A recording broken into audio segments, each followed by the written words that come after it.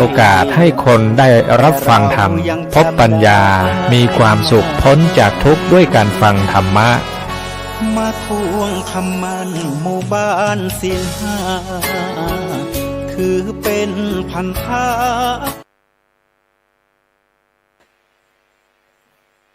ขอไหว้สาครูบาอาจารย์เจ้าตนเจ้าองค์นะครับแล้วขอเจริญพรบรรดาญาติโยม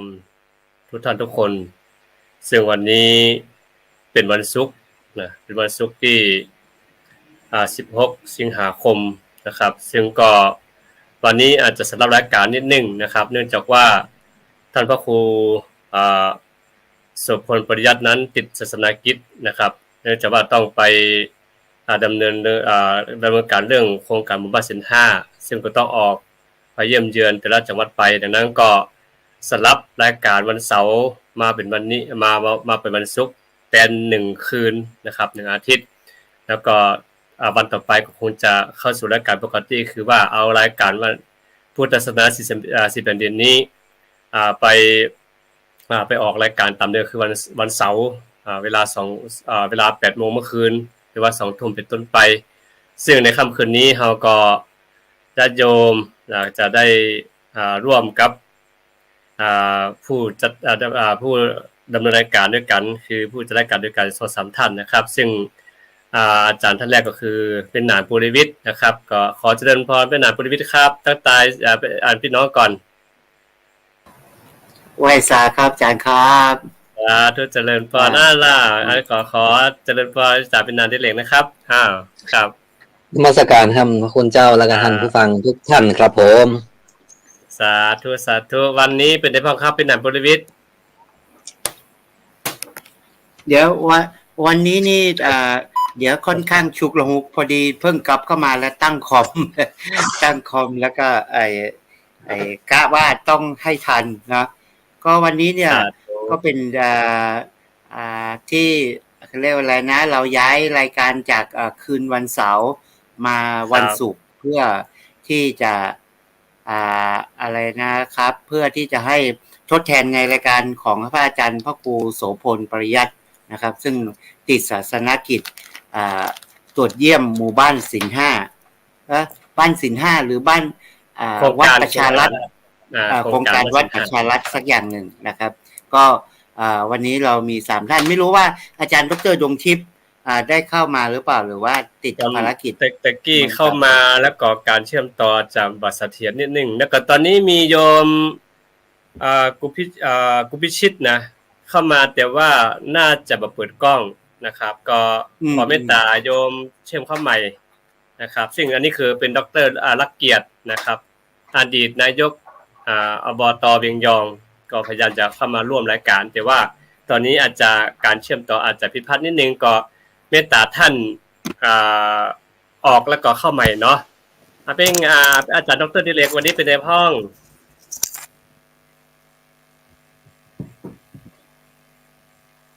เปิดทางครับเปิดเสียงครับเปิดเสียงผมมาจ้ะครับ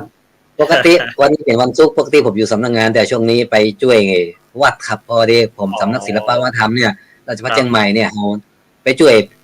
เพี้ยวทำตามวัดที่เปิ้นฮู้จักที่ในวัดที่เฮาฮู้จักเปิ้นเคยมาแล้วก็เปิ้นมาขอไปช่วยเพี้ยวผมก็ไปช่วยเพี้ยวไปร้านที่วัดคันธรสป่าซางตรงหนองตองนะครับหางดงตอนแรกผู้เจ้าเปิ้นว่ามีสัก300กว่าภูมิเนี่ยจานมานะสัก 4-5 วันกันแล้วล่ะไปเนี่ยแต่เนี่ยไปเนี่ยมาวันนี้ไป6วันละได้ประมาณสัก300ภูมิเหลือให้ประมาณ300ภูมิแต่ว่าที่วัดคันธรสนี่เพิ่นมีนักขนาดเนาะอาจารย์เนาะเป็นของดีเนาะเป็นของดีน่าสนใจครับเพราะที่ผมไปเที่ยวไปลานความจริงวัดคันธรสเนี่ยเป็นวัดที่เป็นแบบย้ายสร้างใหม่ 2,400 ปลายนะครับมาสร้างมาใหม่แต่ว่ามันก็ตามธรรมดานะครับตามวัดที่สร้างก่อนพศ2500เนี่ยสมัยก่อนเฮายังเตะทำใบลานอยู่ก็แต่ละวัดก็ยังมีใบลานนอกจากเสียว่าหายไปเผาไปไฟไหม้กล้าอย่างไปถึงจะบ่มีครับถ้าวัดก่อนหน้านี้ก่อน2500เนี่ยคนเมืองเฮาโดยเฉพาะวางคำพรรษานี่ต้องเตะทำกับพระทำหมู่ชาดกหลายกันนะครับแม่น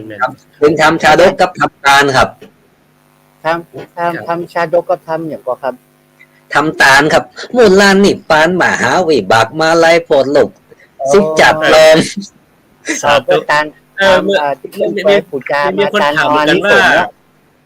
ครับมีคนถามเหมือนกันว่า จะได้เฮามีมาทำนิพพานสูตรมหามูลนิพพานสูตรแล้วก็มูลนิพพานสูตรนี่มีคนถามมาว่าทำไมมันแตกต่างกันแต่สูตรแต่ละสูตรได้เหมือนกันกายพี่นันพอจะมีข้อมูล เต้าตีอ่านมานะครับหนึ่ง ครับ ว่าอู้ถึงทำนิพพานสูตรมหานิพพานสูตรมูลนิพพานสูตรเนี่ย ชื่อ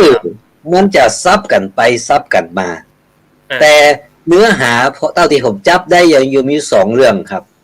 ซื้อมันติขึ้นยยะทำมังไงพวกผมจำมาได้นะแต่จำได้ว่ามันมีอยู่สองเรื่อง แต่เนื้อหานะจะมีสองเรื่อง แต่ชื่อเนี่ยวนไปวนมาในบางทีเป็นนิพพานสูตรกับเป็นมหามูลนิพพานสูตร หรือนิพพานสูตรครับมันสลับไปสลับมาครับชื่อกับตั้งในบ่เหมือนกันครับมีถ้าชื่อนิพพานสูตรหรือมหามูลนิพพานสูตรแต่เนื้อหาจะมีอยู่สองเรื่องที่มันขึ้นต้นต่างกันครับว่าไม่ต่างหรอก เป็นทำฮิตนะเพราะครับเป็นทำฮิตอีกหนึ่งมาหนึ่งมันเป็นทำสั้นสองตู้เจ้าไปเตะบ่อยแล้วเวลาคนเขาไข่ทำบุญปานฮือป่อฮือแม่ก็ตานฮือตัวเก่าก็มันนิพพานสูตรจื่อมันเป็นมังกรล่ะครับเดี๋ยวหวังสู่พระนิพพานเนี่ยเป็นความคิดความปรารถนาของคนเมืองเฮาอ่ะไข่ได้นิพพานทำบุญกับขอให้ได้นิพพานบ่ได้จัดนี้นะก็ขอให้จัดหน้าถ้าตัดไปถ้ายังบ่ได้เตื้อรอขอให้เกิดสีอริยเมตไตรครับถ้าเขาได้เกิดในสมัยพระศรีอริยเมตไตรเนี่ยทุกคนถ้าได้พระเจ้าปุ๊บเนี่ยจะได้ตรัสรู้ได้บรรลุธรรมครับอันนี้เขาก็สร้างสมบูรณ์กันไปเรื่อยๆครับดร.นอกจากนิพพานสูตรมหามูลนิพพานสูตรที่ว่าเนี่ยมันจะสองผูกเนี่ยเนื้อหานี่มันจะคืออันเดียวกันใช่ไหมบ่เหมือนครับมีเนื้อหามีอยู่สองเรื่องหมายความว่าตั้งกันมันขึ้นบางสูตรมันจะมีสองเรื่องแต่ว่าบทหนึ่งชื่อหน้าติดหน้าปกใบลานนั่นนะโดยเฉพาะใบลานนะแต่ผมไม่ได้เช็คกับทำกระดาษที่เขาขายกันถึงวันนี่นะแต่ผมเวลาอ่านใบลานเนี่ยมหานิพพานสูตรมหามูลนิพพานสูตรนิพพานสูตรชื่อมันจะซับไปซับมาบางอันนิพพานสูตรก็ขึ้นยยะธรรมังแล้วก็มหานิพพานสูตรแถมเล่มหนึ่งก็ขึ้นเอวัมเมสุตังเนี่ยประมาณเนี่ยครับเนื้อหามันคนละเรื่องครับแต่ว่าเขาจะห้องจื่อซับกันไปซับกันมาครับ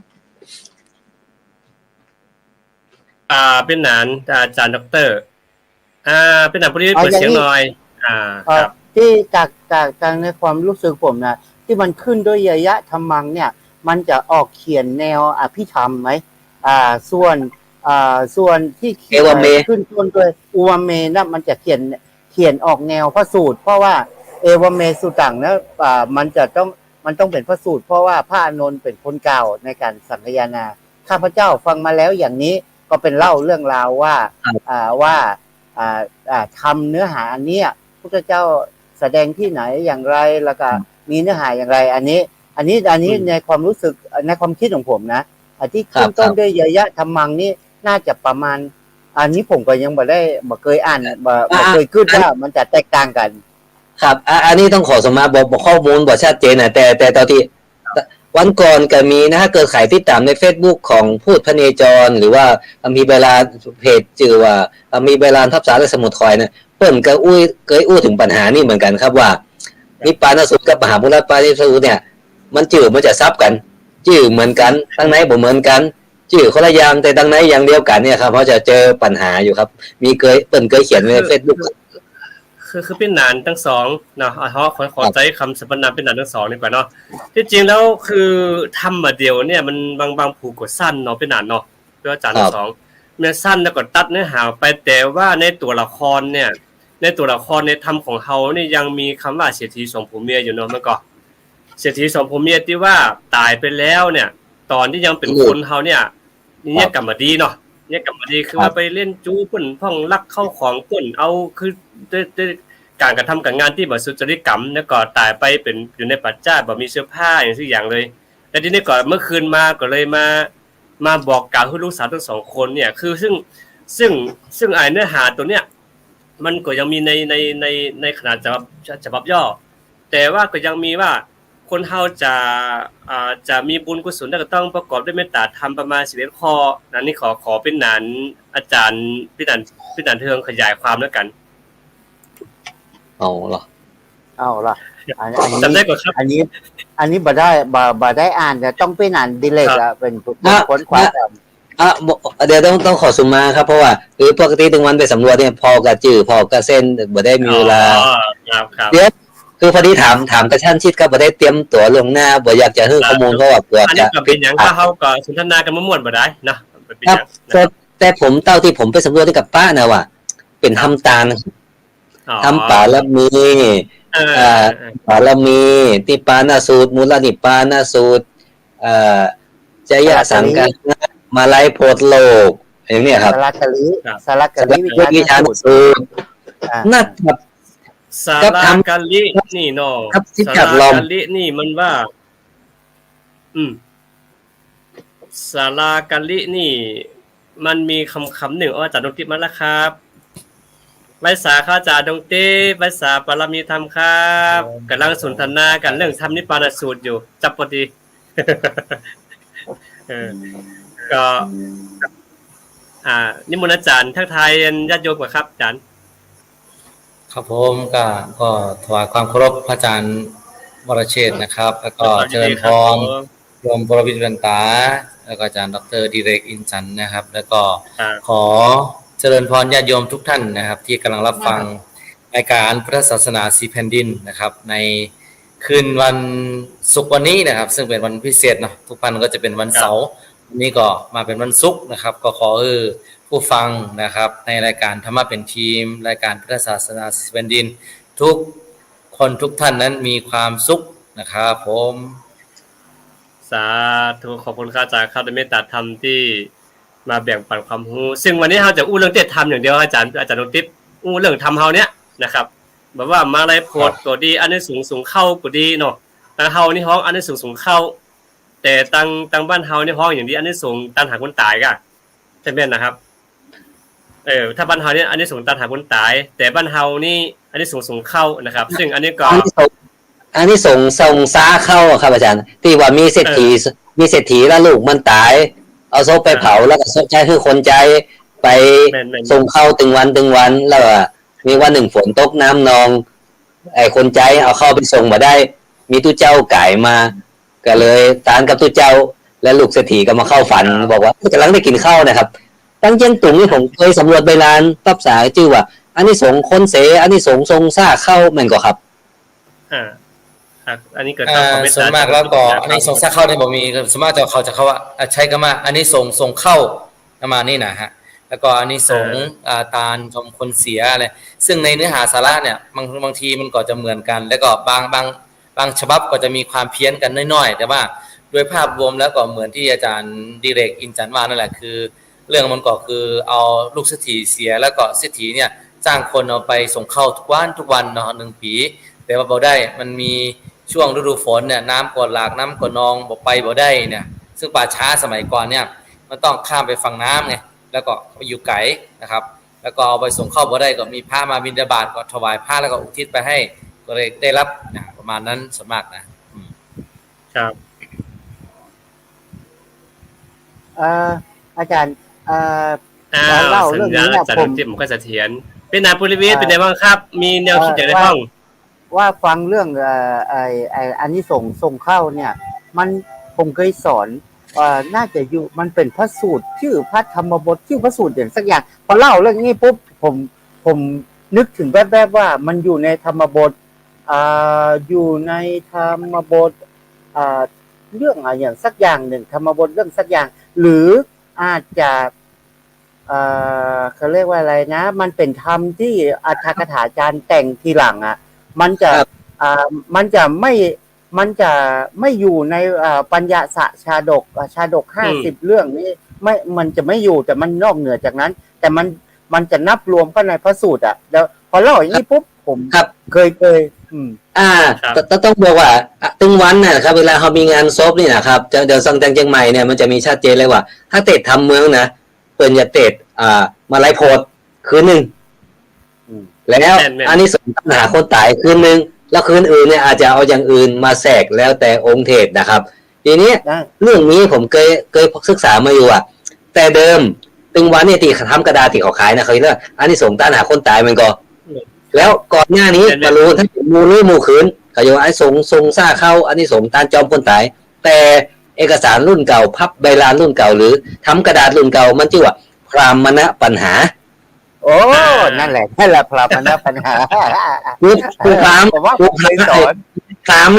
นี่ยมันสงสัยก็เลยไปถามพระพุทธเจ้าชื่ออะไรเกี่ยวกับพรามณปัญหาครับ แล้วมาเดี๋ยวเนี่ย มาบด แต่มันสอดคล้องเรื่องมันสอดคล้องกับการต้านหาคนตายมันก็เขาก็เลยมาแปลง แต่ มาตั้งตัวว่าอันนี้ส่งต้านหาคนตาย ทำอันนี้ผมบอกเคยเต้แต่ว่าผมได้สอนแล้วเนี่ยพระมณปัญหานี่ผมก็พอเล่าเนื้อหาปุ๊บโอ้มันธรรมบทอันเนี้ยที่เขียนเล่าว่าผู้จะไปถามพระเจ้าเรื่องอันเนี้ยแล้วก็มาเล่าเรื่องว่าตายอะไรอย่างเนี้ยผมก็คือชื่อมันออกพระมณปัญหาเนาะ เราตอบแจ้งแล้วเนาะ แล้ว อันนั้นแต่ว่านี่นะที่ตาลศพมันจะมีกรรมวิบากตัวอ่ะมันเป็นวรรณกรรมที่ไอครูบาอาจารย์เขาเขียนน่ะตังเหนือเขาจะมีกรรมวิบากเนาะอย่างที่ท่านดร.ดิเรกว่า มันจะมีกรรมวิบากมีมหามูลนิพพานสูตร2-3พูกอ่ะที่จัดการงานศพอ่ะนะที่บ้าน อันนึงเวลาคนใกล้จะตายผมเป็นตู้เจ้าแต่นั้นก็เกยนะคือวันกันเต็มตัวตั้งแต่พระน้อยละเวลาว่าคนเป็นตายเขาคือตานทำกรรม ทันกรรม หรือตายไปแล้วคือตานทำกรรมซึ่งตอนนั้นก็เกิดความสงสัยนะว่ากรรมเนี่ยมันมี2กรรมนะมันมีกรรมว่าวิบากกับกรรมวาจากรรมวาจาเป็นบทสวดภาษาบาลีกรรมวิบากเนี่ยมันเป็นเรื่องกรรมวิบากคนเกิดทำบุญอย่างนั้นจะได้รับกรรมวิบากอย่างใดก็เกิดความสงสัยว่าตกลงมันกรรมอะไรเนี่ยเขาอันนี้โตนิมนต์ได้ทำกรรมเขาก็เอาอย่างวะเอาทำกรรมได้เพราะว่าบางทีเขาถ้าหู้ยี่ผมจะเอากรรมวิบากไปเตะนะแต่บางครับเจ้าภาพเปิ่นซื้อตาทำว่าไปร้านสังฆทานซื้อทำกรรมร้านเขาก็เอากรรมวาจามาเขาก็ไปทำกรรมวาจาแล้วช่วงหลังเนี่ยเมื่อก่อนเนี่ยผมเวลาเขาสำรวจเวลาเจอทำกรรมวาจาเนี่ยเปิ้นจะอธิษฐานบ่ยาวมักจะเวลาจานเซตเปิ้นจะบอกว่าข้าพเจ้าตุนั่นจานนั่นวายุหันขอนิพพานปัจจโยช่วงมารู้เนี่ยผมมีโอกาสได้มาอ่านใต้ใบลานโดยเฉพาะกรรมวาจานักคืนปะว่าอย่างวัดป่าตุ้มดอนเมืองเปากับล่าสุดมีประมาณ30กบถูกแล้วล่าสุดโพธิวันวันนี้ผมไปวัดคันธรสวัดคันธรสป่าซางหนองตองหางดงเนี่ยนะครับมีทำกรรมวาจาประมาณ40กบผูกบางอันก็มีไม่ประกันงานแล้วตายทำเวลาตู้เจ้าผลจานเวลาเสร็จครับเจ้าอยู่วัดนี่จานเสร็จมันก็แล้วมันจะมีลายมือคนมาเติมมาลิ้วว่าปฐมมูลศรัทธาปอกแก้วก็ได้ตานไปขอตานทำกับโมจาพวกนี้ไปหายังภริยาผู้หนึ่งอันจุติตาไปสู่โลกไปเนี่ยมีนามกรจือว่าครับก็เลยปะว่าทำกรรมเนี่ยมันตานหาคนตายได้นะแต่ผมบอกว่าเวลาไปเตะเนี่ยมันจะเอาทำไหนไปเตะเพราะว่ากรรมวาจาพี่นานกับพวกน่ะสู้นาตุเมพันเตมันเป็นบาลีล้วนๆน่ะเหมือนครับทำที่เป็นกรรมวิบากซึ่งมันเป็นโวหารล้านนาครับแต่ฟ้าลองรอยชัดเจนเลยว่าเขาต้านทำกรรมวาจาต้านหาคนตายด้วยอันนี้น่าแปลกครับกรรมวาจาต้านหาคนตายนี่อันนี้บ่ใช่เรื่องแปลกครับแต่ที่แปลกก็คือต้านกรรมวาจาแม่นเป็นเรื่องแปลกแต่กรรมวิบากนี่น่ะบ่ใช่เรื่องแปลกเนาะแล้วก็มันเป็นผมว่าอันนี้ความรู้สึกส่วนตัวนะด้วยหนึ่งเจ้าภาพบอกฮู้ว่ามันทำมาอย่างถ้าเป็นสมัยแต่ก่อนนี้ผมว่าถ้าจัดการว่าอันป้าอุ้ยแก้วป่วยบ่สบายรักษาอย่างแล้วก็บ่หายเขาตันทำกรรมเพื่อนก็ไปฮื้อเขาไปปูจาเอาพวกนั้นปนานมาเพิ่นก็สิฮื้อทำกรรมวิบากแต่มาช่วงหลังเนี่ยเอาไปซื้อทำอันนี้ผมมายืนยันชัดเจนนะไปซื้อทำพอบอกว่าเอาทำกรรมบางร้านก็เอาทำกรรมวาจาซึ่งกรรมวาจาเป็นบทสวดในการสวดอุปสัมปทาเปกขะสุนาตุเมพันเตสังโฆอายสันนามาโตสุนาซีอย่างนี้นะแล้วก็เอามาเทศแต่แปลกนะแต่ทำกรรมเนี่ยเทศแล้วมันก็มีคำอธิบายนะมีคำอธิบายว่า ตานทำกรรมว่าเดี๋ยวท่านมหาตุกติต้องเสริมนะทำกรรมวิจากรรมวาจาเนี่ยเป็นธรรมพิเศษหนึ่งเป็นธรรมผูกเดียวซึ่งนี่เยอะแต่ต้องเวลาผูกเนี่ยถ้าเป็นใบลานนะจะต้องมีไม้ประกับปกติต้องทำหลายๆผูกเป็นเรื่องถึงจะมีไม่นี่มันก็แล้วปกไม้ประกับเนี่ยจะต้องประดับตกแต่งงามเป็นพิเศษสามใบลานที่เอามาจานทำกรรมวาจาจะต้องเป็นใบลานใหญ่สี่คนที่หนังสือบอกงามเขาบอกกล้าอาจารย์มันมีที่มีธรรมเนียมนะแต่ผมเคยอ่านแต่ผมสอบข้อมูลยืนยันมาได้ว่าบอกว่าถ้าตัวพระน้อยขยมห้ามเอาทำกรรมวาจาไปอ่านเล่นเอาไปจานตู้เจ้าแม้กระทั่งตัวสื่อพรรษาน้อยตัวสื่อบอกงามห้ามจานกรรมวาจาเพราะว่ากรรมวาจาเนี่ยได้อานิสงส์นักอานิสงส์นักเพราะอย่างเขาบอกว่ากรรมจูศาสนาเพราะว่ากรรมวาจาใช้ในการอุปสมบทตราบใดยังมีการใช้ทำกรรมวาจาอยู่ก็คือศาสนายังมีคนบวชและศาสนายังคงมีอยู่ครับเอาเลยคือความสัมพันธ์กับผมเชื่อว่าถ้าตานทำกรรมเนี่ยก็เหมือนกับกรรมจูศาสนาได้แห่งทางหนึ่งเพียงแต่ว่ามันเป็นธรรมบาลีคนชาวบ้านชาวไปเนี่ยคงบอกรู้เรื่องท่านตุเจ้าบวชใหม่หรือบวชเฮียนบาลีเขาก็ยังบอกรู้เลยครับครับอาจารย์แต่ตะกี้ที่ผมว่านะแต่ว่าอานิสงส์ถ้าไปตามเนี่ยคนบัดสบายเนี่ยมันมีอานิสงส์ทั้งสองผูกเลยทั้งกรรมวาจาและกรรมวิบากคือถ้าเปิ้นหมดบุญหลังจากนั้นบ่เกินชั่วโมง2ชั่วโมงเปิ้นก็จะจุติตายหรือบางคนเนี่ยปรากฏว่าลุกขึ้นมากินข้าวกินน้ำได้บอกให้ลูกไปตานกันข้าวหายดิบหายดาดไปเลยอย่างเงี้ยทั้งสองผูกเนี่ยมีแล้วก็ผมนี่มีประสบการณ์โดยตรงตอนที่ผมเป็นพระน้อยต้องเป็นพระน้อยแล้วพ่อหลวงแก้วผมเนี่ยเพิ่นป่วยเหมือนแล้วก็บ่เป็นอย่างลูกหลานก็ปรึกษากันนะเฮาตันทำกรรมเฮาฟังทำกรรมบ่ใช่ทานทำกรรมเฮาฟังทำกรรมผู้หลวงบ่ลูกหลานก็ตกลงว่าก็คือประมาณว่าถ้าหายก็หายถ้ามาหายก็คือเพิ่นตายไปเลยอย่างเงี้ยปรากฏแต่ผมจำบ่ได้ว่าจะให้ทำกรรมวาจาหรือกรรมวิบากนะแต่พอลุงตุ๊มาเทศเนี่ยผู้หลวงแก้วเนี่ยเพิ่นเป็นน้อยเนาะผู้น้อยแก้วน่ะเพิ่นก็ฟังสัก30นาทีน่ะรู้สึกว่าผู้ลุงที่เป็นลูกคนเก่าเอาเพิ่นนอนหนุนตักแล้วก็ฟังธรรมถึง30นาทีเพิ่นก็บอกว่าบ่นไปบอกเบาๆว่าเพิ่นจะไปแล้วเน้อแล้วก็30นาทีมันก็ตายไปเลยคือมันเป็นเขาเรียกว่าอะไรมันเป็นความขลังที่บอกใครก็บอกมาได้และคนรุ่นใหม่บางทีก็จะบ่เชื่อแต่ว่าวิถีคนชาวบ้านล้านนาเฮาเนี่ยถ้าเป็นคนบ้านนอกแล้วนับถือพุทธศาสนาเนี่ยจะเชื่อเลยหรือบางคนเนี่ยแม่พ่อแม่ป่วยบ่สบายแล้วก็ปรึกษาลูกหลานให้ฟังทำกรรมบ่ลูกหลานก็บางคนเพิ่นก็บอกว่าเป็นหยังเอาดูแลเพิ่นเนี่ยเอาจนเสี่ยงลมหายใจเพิ่นอย่างเงี้ยเพราะว่าเฮาถือว่าอันนี้เนี่ยเป็นธรรมที่แบบตัดสินเลยว่าคุณจะอยู่หรือจะไปถ้าอยู่ได้หายเนี่ยมันมีความขลังมันมีสายมูกับธรรมมหาวิบากแต่ผมรู้ว่าที่เจียงตุงอาจารย์ดร.ตรงที่เจียงตุงนี่มีความเชื่ออย่างนี้ไหมครับเรื่องเอาทำกรรมวิบากหรือทำกรรมวาจามาเทศให้ผู้ที่บ่สบายมีไหมครับมีแน่นอนฮะที่เชียงตุงก็คือเหมือนกันมีความเชื่อเหมือนกันแต่ว่าที่เชียงตุงนี้กรรมวาจานี่ค่อนข้างที่จะหายากหน่อยส่วนมากเขาจะใช้กรรมมันจะมีมหาวิบากมันจะมีมหาวิบากน้อยเนาะมหาวิบากทั่วไปนี่ใช้เวลาน้อยแล้วก็มีวิบากลอมจิตแล้วก็มีถ้าว่าคนที่ป่วยนักๆแล้วก็เครียดยังไงก็ไม่ไปเนี่ยก็ใช้มหาวิบากหลวงซึ่งจะเป็นยาวเลยฮะยาวเลยใช้เวลาเทศเป็นชั่วโมงเนาะเวลาเป็นชั่วโมงโยมอาจารย์ดีเลยก็อาจารย์พระวิมันต่างเพราะว่าแต่ว่าถ้าเรามาดูแถบทางเมืองยางเมืองอะไรพวกเนี้ยเขาจะใช้กรรมวาจาเนี่ยเยอะนะครับแต่ว่าถ้าเป็นทางเชียงตุงตอนนี้เนี่ยส่วนมากแล้วที่สมมติคนไม่สบายอย่างที่อาจารย์พระวิมันตาว่านั่นแหละคือบางคนเนี่ยก็คือถ้าไม่สบายจริงก็มี2อย่างถ้าไปเทศแล้วก็คือถ้าหายก็หายเลยถ้าไม่หายก็คือเสียชีวิตนะคือตายนั่นแหละก็แปลกเหมือนกันว่าคือทั้งที่จริงแล้วเนี่ยคนที่จะเสียชีวิตน่ะคนที่ป่วยเนี่ยมันฟังบอกให้รู้เรื่องนะแต่ว่ามันอาจจะมีความฝังลึกในใจว่าเราได้ฟังธรรมแล้วเราก็เลยฟังว่าคนเกิดมาเป็นอย่างงู้นเป็นอย่างเงี้ยเหมือนกับได้ฟังกลับมาเราก็ทำความดีแล้วนะเราพร้อมที่จะไปแล้วอย่างเงี้ยแล้วก็ไปเลยอย่างนี้ก็มีนะฮะซึ่งถ้าเอามาดูตรงนี้ก็ มันจะมีอย่างที่บอกว่าเป็นมหาวิบากนี่เทมปุกเล็กแล้วก็วิบากลมจิตคือหมายความว่าเรื่องของว่าจิตเราไปที่ไหนไปทำบุญที่ไหนมารวมกันไปนะแล้วก็ไอ้สุดท้ายก็คือมหาวิบากหลวงนะซึ่งขั้นตอนสุดท้ายเนี่ยบางคนนี่คือเทศแล้วหลายครั้งก็ยังเหมือนเดิมอย่างนี้นะมันก็จะต้องใช้มหาวิบากหลวงเหมือนกันในการที่จะ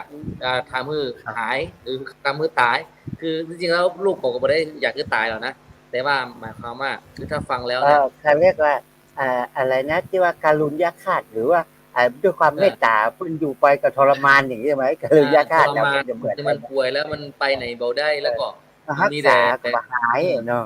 ก็บหายเนี่ยในจะเนี่ย เอ้ย เขาจะเทศ แล้วผมสงสัยอาจารย์ที่เทศไหนก็ที่เพิ่นใจกรรมวาจาเทศคือคนบ่สบายเนี่ยแถวเมืองยางนี่กะ แถวเมืองยางแถวเมืองลาวนี่เขาจะใช้ตรงนี้เยอะอยู่ แต่ว่าถ้าเป็นเชียงตุงนี่กรรมวาจาอย่างที่อาจารย์ดิเล็กอินจันว่านั่นนะคือเขาจะคือกรรมวาจาเนี่ยเขาจะไว้สูงมากกว่าเพื่อนๆคือถึงขั้นสุดท้ายก็แหละคือหมายความว่าเก้ไงก็ไม่ได้แล้วเนี่ยเขาก็จะต้องใช้กรรมวาจาเพราะว่าเขาถือว่าเป็นคำยกยอให้บุคคลเข้าสู่ภาวะแห่งที่ถูกในศาสนาเนาะอุปสมบท ใช่อย่างที่ กรรม ที่บางศาสตร์นี่นะเวลาสดถอนเนี่ยเขาถ้าเป็นเชียงตุงตอนนี้ปัจจุบันเนี่ยเวลาเราสดถอนนะสดถอนบ้านเนี่ยเนาะเราจะสดถอนเฉพาะบ้านใหม่ที่เราไปเนี่ยสมมติ4มุมบ้านอย่างเงี้ย5มุมตรงกลางนะแต่ที่บางศาสตร์นี่เวลาสดถอนนะต้องสวดในที่ดินทั้งหมดที่เขามีสมมติว่าเขามีที่ดินกว้างเลยเนี่ยต้องไปสวดนู่นมุมเดินไกลว่าไกลไม่ใช่เฉพาะบ้านนะต้องสวดที่ดินนะที่ดินว่าอาจจะถอนที่ดินทั้งหมดที่ว่ามันเป็นเขตพื้นที่บ้านของเขาเนาะที่บ้านไปของทางเหนือนี่เอาโดยมากจะเอา4แจงเสาเฮือนเนี่ยก็จบละบ่เอาพื้นที่บ้านเนาะบ่เอาพื้นที่บ้านมันเอาเพราะว่า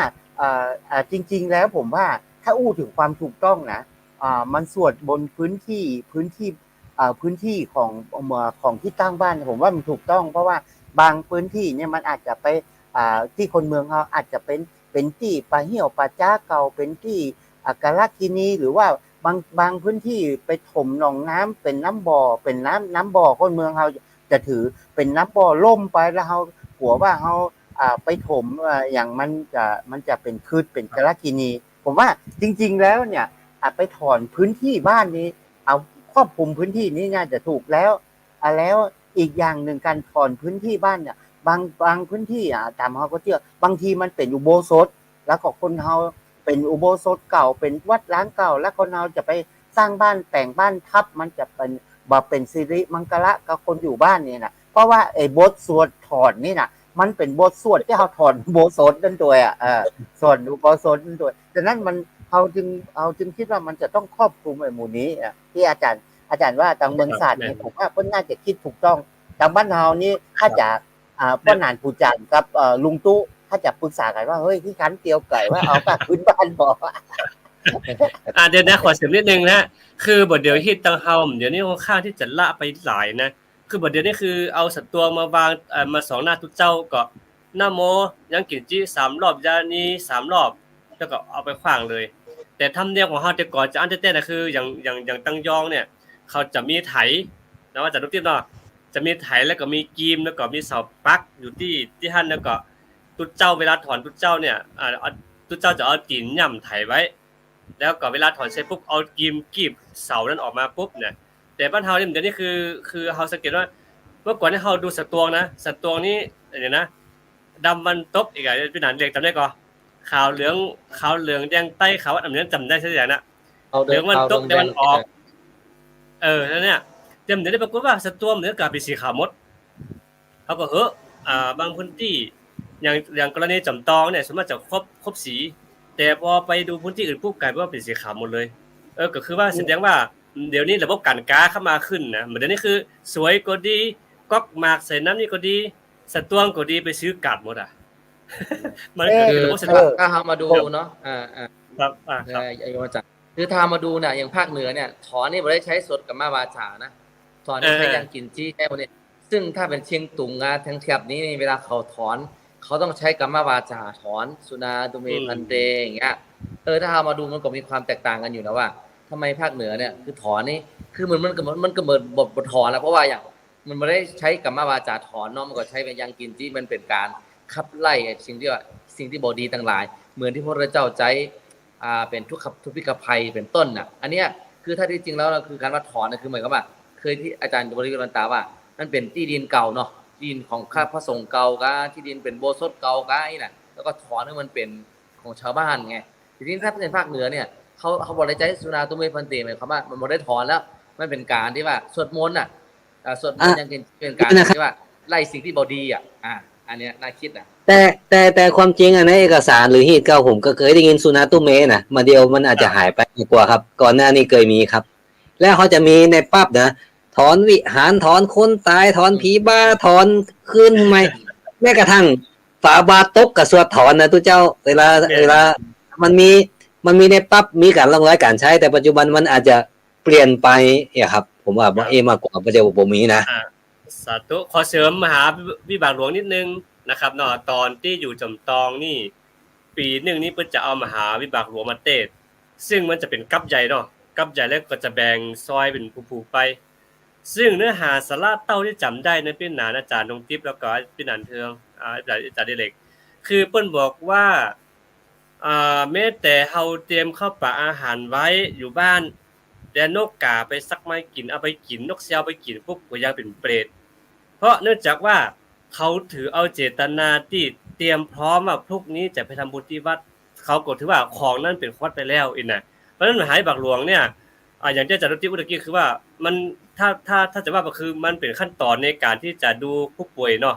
แต่ถ้าตังบ้านเฮาตังเมืองเฮาเนี่ยเพิ่นจะมีตาลขัวแหมกรรมเมื่อก่อนอาจารย์นงทิพย์มีตาลขัวกายขัวตามเนี่ยคือถ้าคุณป่วยนักเนี่ยจะมีตัวนี้มาเสริมแถมตัวนึงนะครับอาจารย์ถ้าอาจารย์มีข้อมูลกับเมตตาอาจารย์เสริมกรรมครับอาจารย์มีตาลขัวแล้วก็มีตาลข้าวสังเวลาข้าวสังเวลาที่คนป่วยนักๆจริงๆน่ะคือเหมือนกับทางข้าวสังเนี่ยอาจารย์ปรวิทย์บรรตากับอาจารย์ดิเรกอินจันทร์เคยได้ฟังว่าข้าวสังคือข้าวสังฆาเนี่ยที่เขาทำเหมือนกับบางสกุลเป็นน่ะบ้านเฮาเนี่ยนะเขาเรียกว่าบางสกุลเป็นที่พระสงฆ์แล้วก็เอาจีวรมาคุมจีวรมาไว้ข้างบนน่ะเหมือนผ้าเพดานนะแล้วข้างบนข้างล่างก็จะมีพวกแบบเหมือนกับสตวงนะสตวงมีพวก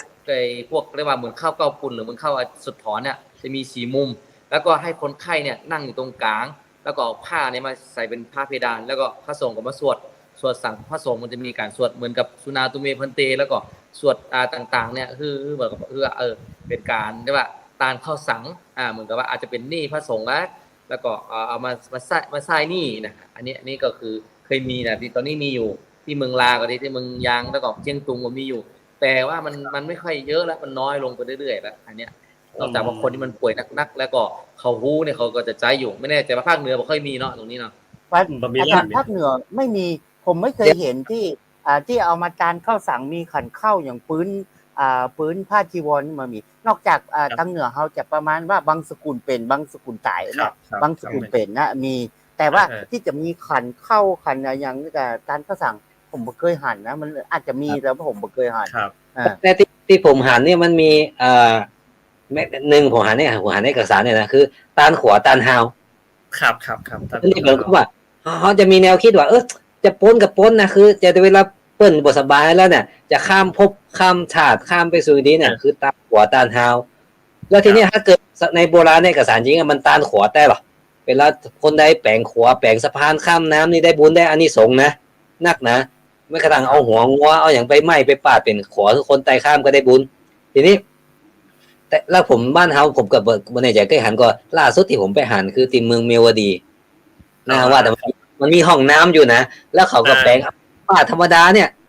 น้อยๆเป็นมัตติอ่ะครับเหมือนกับไปได้ตาลขวาละได้ขวาน้อยๆเหมือนกับตาลหงเฮือนน้อยอ่ะเอามาได้ตาลเฮือนใหญ่ขวากับเป็นขวาน้อยๆปาดมาได้แล้วก็มีหาวตาลขวาตาลหาวเพื่อที่จะ1ได้บุญ2เหมือนกับเขาอธิบายประมาณว่ามันเป็นขวาเป็นหาวได้ไปสู่พระนิพพานไปสู่โลกไปหน้านะครับมันบ่ติดบ่ขำบ่คล้องอยู่นี่อ่ะครับ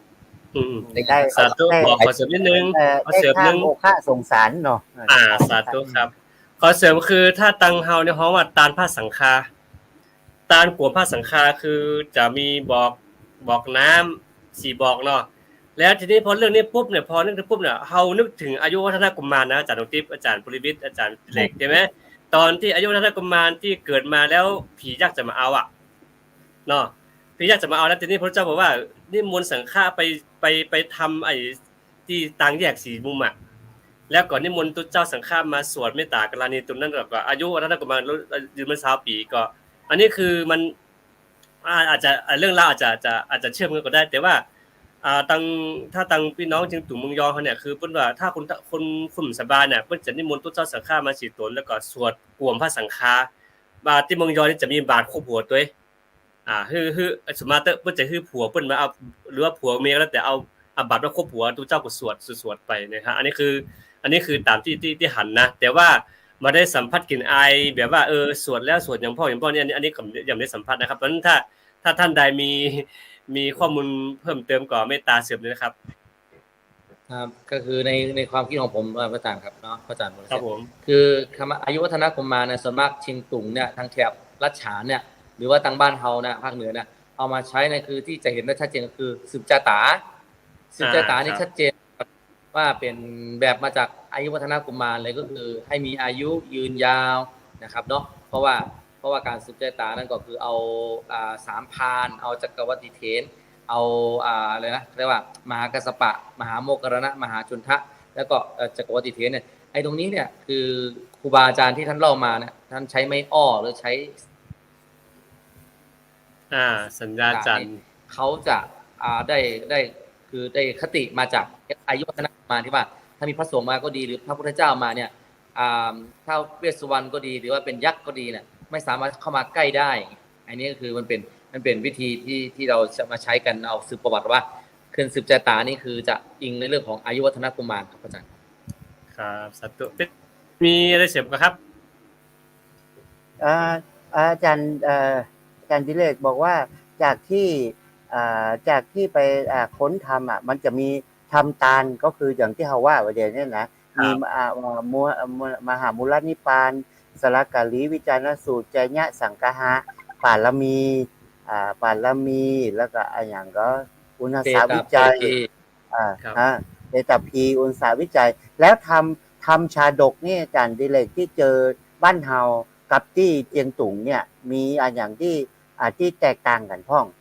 แต่เจียงตุงนี่ผมว่ามันจะมีแตกต่างเพราะว่าอย่างน้อยที่ข้างฝ่าวิหารวัดจอมคำเนี่ยมี4ชาดกเลยแล้วหน่อยที่เป็นยังแล้วกับเจียงตุงจังนิยมตานอยู่แล้วนะแล้วที่บ้านเฮาเนี่ยมีชาดกอย่างที่เขามักจะตานเยอะที่สุดอาจารย์ดิเรกธรรมบทเดี๋ยวชาดกที่ตานก็คือปกติที่ผมว่าตานเนี่ยแต่หมายความว่าคือเวลาคนจานทำ1 คนนะครับแล้วเจ้าภาพแหม1 คนจานนี่คือสมัครเป็นตู้เจ้าพอน้อยวันนั้นแล้วเจ้าภาพไปปูจามาแล้วเขียนต่อท้ายว่าตานไปหาคนนั่นคนนี้แต่ถ้าเป็นทำชาดกเนี่ยมันส่วนมากจะตู้เจ้าคัดลอกกันในวัดแต่บางทีก็มีเจ้าศรัทธาผ่องแต่บ่เน้นตานไปหาคนตายมักจะกัมจูโชตกะศาสนาครับแล้วชาดกที่มีนักที่สุดก็คือเวสสันดรเวสสันตระเพราะเฮามันมีเตะกันทุกปีแล้วทีเนี้ยถ้าเกิดเป็นชาดกที่เป็นถ้ำข้าวเช่นไอ้จำปาสีต้นไอ้ลอยคอวันณะพราหมณ์อย่างพวกเนี้ยมันกับปะหลากหลายทั่วไปครับเรื่องหอยให้ด้วยเนาะหอยให้อย่างนี้ครับหอยให้ไอ้นี่ก็แก่น้อยดาวีเนาะที่นั้นแล้วทำมูนี่นะเขาจะป้าว่าบางทีผมไปสำรวจทำที่วัดพันธรสป่าสังกับปะทำวัดหนองตองปะทำวัดป่าลานซึ่งเป็นชาดกนะเพราะว่าบางทีชาดกวัดนี้มีชาดกเรื่องนี้โอ้ม่วนดิปีหน้าวัดนั่นก็ยืมมาคัดหลอกแล้วบ่ได้คืนกะหรือเปิ้นมอบเปิ้นแลกทำกันกะเนี่ยครับสมัยก่อนมันบ่ได้มีไปซื้อตามวัดตามร้านอย่างปัจจุบันหรอกเมื่อก่อนทำชาดกเรื่องใดม่วนว่าท่านมีปุ๊บก็จะมีการยิบยืมกันไปคัดลอกไว้ครับแล้วแต่ละพรรษาเนี่ยก็เปิ้นก็จะเตะทำซึ่งทำโบราณรุ่นก่อนน่ะมันจะมี12ผูก15ผูกเป็นประมาณนี้ครับกับหมอกกุ้มเตะพรรษา1หรือถ้าวัดใดเตะนักก็2เรื่องประมาณนี้ครับก็อย่างทำภาษาอาจารย์เจริญพรกับอาจารย์ที่นั้น ที่ผมว่าเนี่ยที่ว่าที่ผมสังเกตนะที่จากเข้าเชียงตุงเนี่ยที่ว่าทำที่เปิ้นทำชาดกที่เปิ้นตาลและจากการเอานิสงส์แล้วก็จะเป็นการเพื่อเป็นสิริมังคละเวลาจะอ่าทำบุญอย่างเนี่ยอย่างที่สังเกตมันจะมีก็สุชาติวรรณอัวหลวงหมากผลคำอย่างว่าซีผูกเนี่ยมันจะมีมันจะมักจะถูกหยิบยกมาตานหรือมาเต้นบ่อยๆเพื่อเป็นมังกระหรือว่าเพื่อเขาเรียกเป็นวาระพิเศษอย่างเงี้ยอาจารย์ดรลงทิพย์ผมเห ก็ มือน มัน จะ ก็ หั จะ น มี ที่ป่า ถ้าเป็น พระม ป่า หาฝางพวกนี้เขาจะทำก็บุญก็มีสุชาติบัวหลวงเนาะแล้วก็ อ่า สามสมสีตันน่ะสามสม เออ สีตัน เออ ก็คือมันจะเป็นขนาดมันมีสุมาณะเนี่ยสามสุม อ่า สุมาณะสามสุมเนาะแล้วก็มันมีสีตันก็มีพวกตันตธาตุตันตกีนะครับ ครับ แล้วก็อะไรอีกันจำไม่ค่อยได้หมดละ พระหัง แล้วตันตหังนะฮะมันจะมีสามสุมนะสามสุมสีตันอันนี้ก็นิยมมาทำบุญนะครับเพราะว่าเราเชื่อว่ามันก็จะเป็นเรียกว่าเป็นชาดกที่ช่วยมันเกี่ยวกับพระเจ้าที่สร้างบารมีช่วยเหลือคนอื่นนี่นะเนี่ยอันนี้ก็จะมีตรงนี้ แล้วก็มันจะมีอีกอันหนึ่งก็คืออย่างก่อนนะสมมติมาคนคำสุวรรณสุจวรรณบัวหลวง แล้วก็จะมีอะไรอีกแล้วก็สมมติจะประมาณอยู่ประมาณนี้แหละฮะอยู่ประมาณนี้ที่จำได้นะครับ ประมาณ 4-5 ปุกนะอาจารย์เนาะที่ผมสังเกตว่าเพิ่นจะ4-5 ชื่อเนี่ยเพิ่นจะมักจะเอามาตานเป็นมหาปางเป็นสิริมังคละเวลาทำบุญใหญ่อย่างเนี้ยก็เลยถามว่าอาจารย์ดิเลกว่าบ้านเฮาเนี่ยมันจะมีอย่างนั้นไหมหรือนอกจากว่าไอ้คำชาดกวรรณกรรมที่ครูบาอาจารย์ทั้งหลายเขียนไว้แล้วนะ การทำบ้านเฮาถ้าทำย่อยนะครับทั้งทำกระทั่งทำใบลานแล้วปัจจุบันทำตำราคือทำปีเกิดทำวันเกิดทำเดือนเกิดทำปีเกิดทำวันเกิดคืออภิธรรม7 กำปีทำปีทำวันเกิดมี7มันก็ครับ แล้วถ้าทำเดือนเกิดเนี่ยมันจะเป็นเป็นสุมภวิตจะเป็นอะไรอย่างที่เป็นชาดก แล้วถ้าทำปีเกิดก็จะเป็นทำมหาเวทสันดรเนี่ยครับเขาก็จะป้านะเวทสันดรเนี่ยจะสมัครตานเหมือนกับตานท่มกัน แต่ถ้าทำตีไปตานฟับไว้เนี่ยเป็นพวกเตมิทศชาติอะครับโมอย่างนี้ครับกับทำอภิธรรมเป็นนันเทเลครับคือสังเกตอย่างหนึ่งว่าอาจารย์ดวงทิพย์อาจารย์ปุริวิทย์คือสังเกตอย่างหนึ่งว่าทำตังเฮาตังล้านนาเฮาหมู่ไปหันคืออารินตุมแต่ตังเมืองยองยังมีอยู่นะเมืองยองยังเตะอยู่แต่กว่าห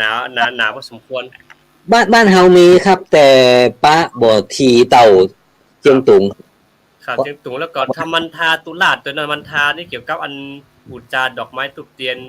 ในการรื่นเริงแต่บ้านเฮาเนี่ยจะเป็นอานิสงส์ปฏิบัติก็บ่แน่ใจแต่ที่นี่คือมันทานี่มันทาตุลาดเป็นอานิสงส์กฐินบ่กะมันเกี่ยวกับการจุดบูชาเวลาเฮามีงานต้านมหาปางก็ดีต้านถ้ำหลวงก็ดีที่บอกไม้เพลิงอย่างนี้นะมันจะ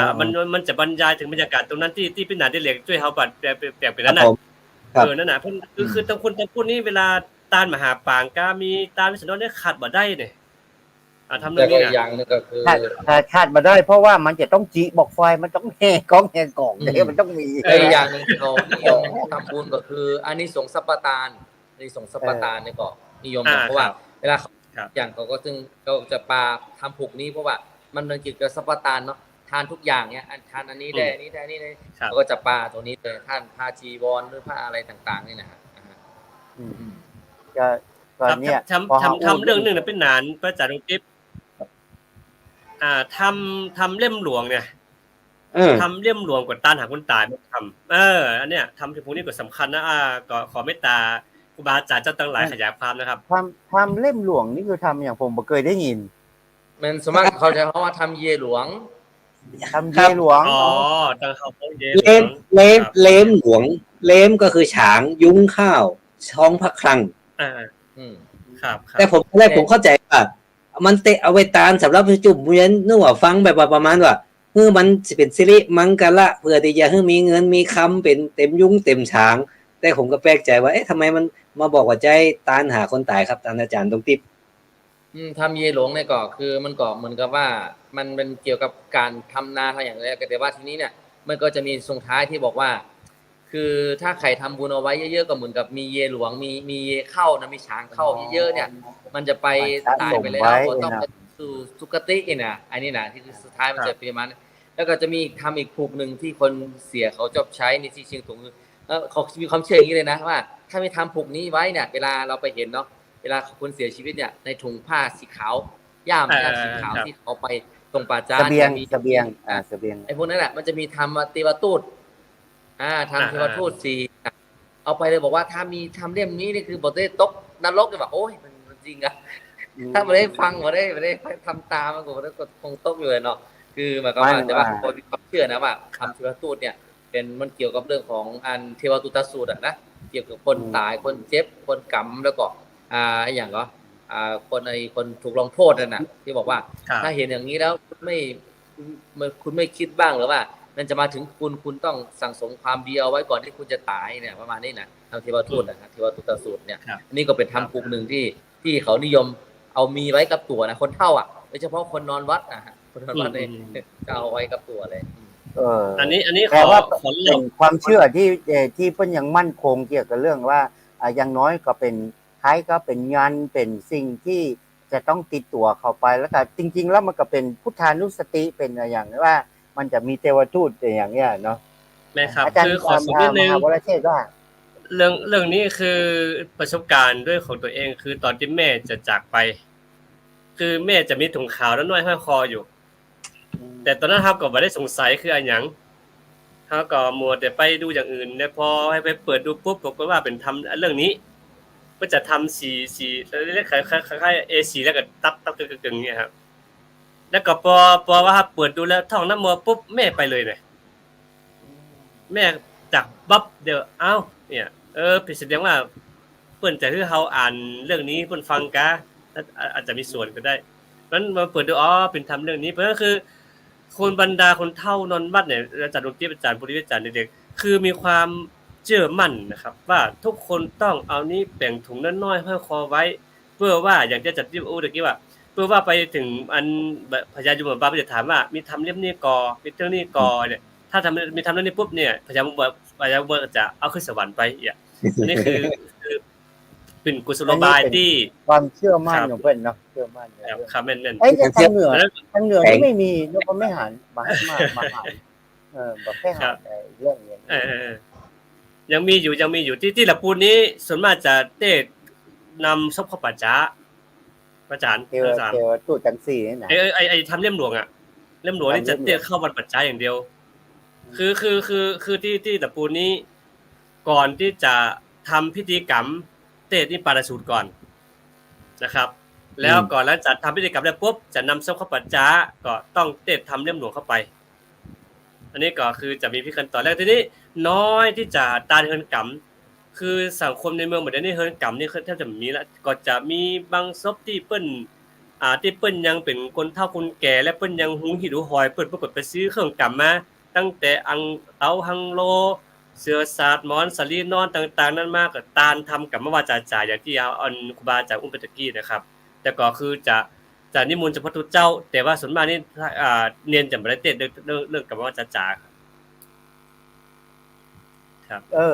แม่นแล้วก็ผมไปคำแรกผมก็สงสัยเว้ยว่าจะฟังคำกรรมนี่บางที่ต้องมีเครื่องอัฐบริขารแบบเหมือนเป๊กทุกเจ้าเลยเพิ่นมี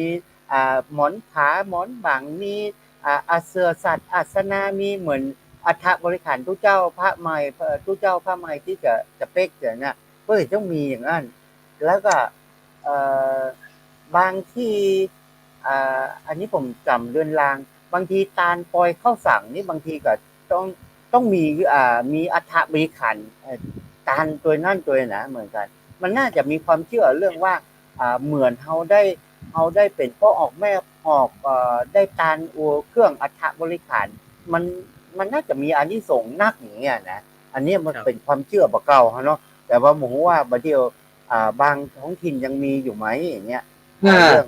ที่อู้กันวันนี้ทำให้ผมก็ได้เข้าใจทำหลายอย่างเลยเนี่ยผมไม่ได้สังเกตผมเคยไปหาที่เมยมก็เหมือนกันครับมีครับที่ปาตัดเล็กจานนอนมีพวกกำเนี่ย ตาลครัวกับเนี่ยตาบ้านผมเนี่ยมีก็คือเนี่ยตาลปอยข้าวสังเนี่ยมันต้องมีเนี่ย เออ มีกังคำว่ะมีเล่นจานว่ะอย่างมันจะต้ มี องมี ตุงเรียก ตา ตุ ล งตองจ้ะเนาะ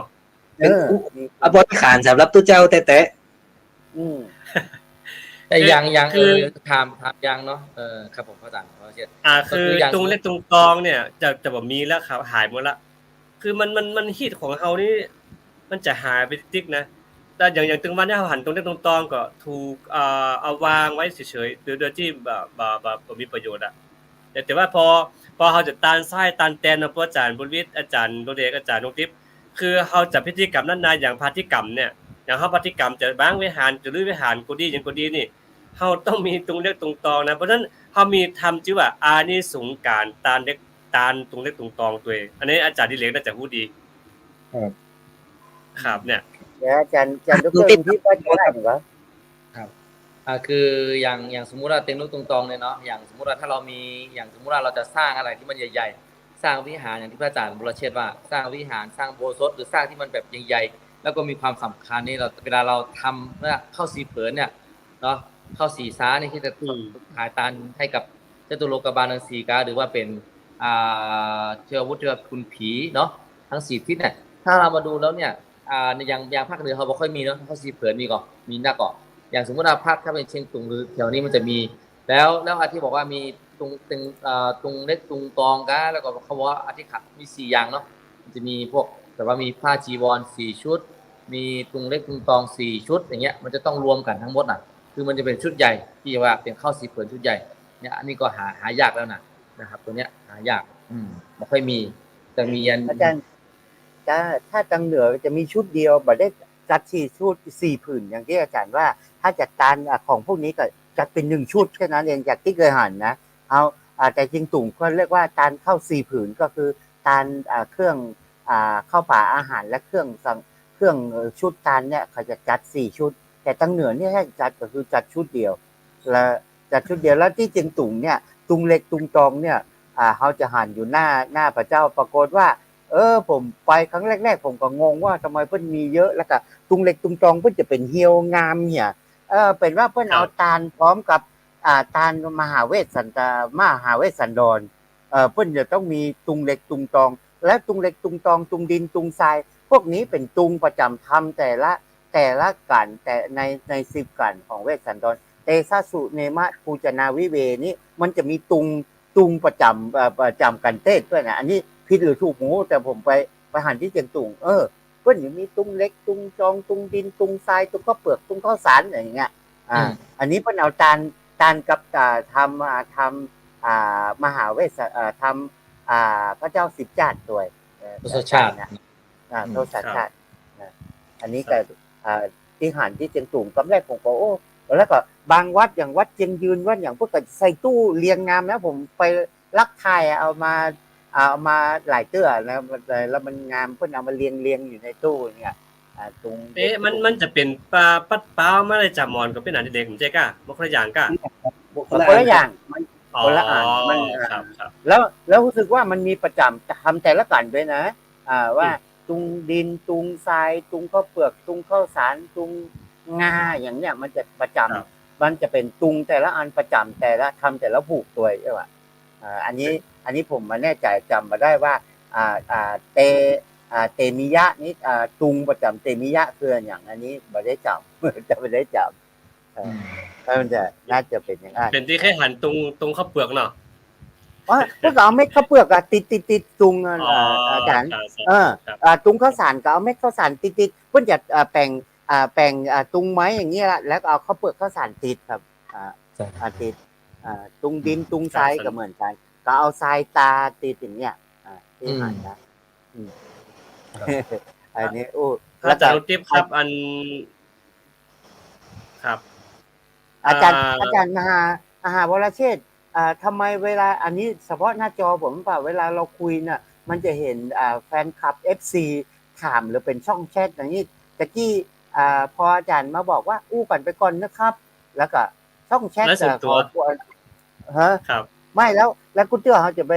ไปคลิกที่ความเห็นรวมอ่ะมาเรียนนี่มันไม่มีเมื่อว่ามีครับมีก็แล้วขึ้นมาอยู่ผู้ติดตามของผมมัน มันหายไป อ๋อ งงว่า เพื่ออาจารย์บุรีต้องเป็นโฮสต์ครับ ถ้าเป็นโฮสต์จะคอมเมนต์จะโชว์ทางด้านด้าน ไม่จำเป็นต้องโฮสต์กูเตือกกับหันเดี๋ยวกำแรกตะกี้กับหันอยู่นะ อ๋อสาธุครับ กูเตือกกับหันอยู่ เจริญพรดรลักเกียรติกำลังเข้ามาเจริญพรทักทายก่อน ครับ อันนี้ ไม่สาครับพอดีใช้ของแม่บ้านครับผม ไม่สาครับ อันนี้คืออดีตนายกอบตกันเนาะเทศบาล ของ เทศบาลเวียง ของ ย เท อ ศ ง บาล นะครับ ของเทศบาลครับผม ของเทศบาลเวียงยองก็คือท่านกับตอนนี้ก็เป็นที่ปรึกษาเนาะ ก็ เป็นที่ปรึก ตอน ษา นี้ นาย ก็ กของท่าน กับอันไม่ได้เป็นที่ปรึกษาครับ แต่ว่าก็ค้นคว้าประวัติศาสตร์นะในเวลาที่วางนี่นะครับ อันนี้คือคำบอดเกี่ยวกับวงการยอง แต่ลองก็คงจะได้รับความรู้จากท่านดรเกียรติซึ่งก็มีผู้ไม่ร่วมกันคืออาจารย์ดรดงทิพย์อยู่เชียงตุงเนาะอาจารย์ดรบริวิทย์เนาะวันตาตัวแล้วก็อาจารย์ดรดิเลกซึ่งจากราชภัฏ ยังไม่ได้เป็นด็อกเตอร์ด้วยนะเขาว่าเขาแก่นนะห้องผมเป็นด็อกเตอร์ อันนี้คือจากอาจารย์ดรดิเลกจาก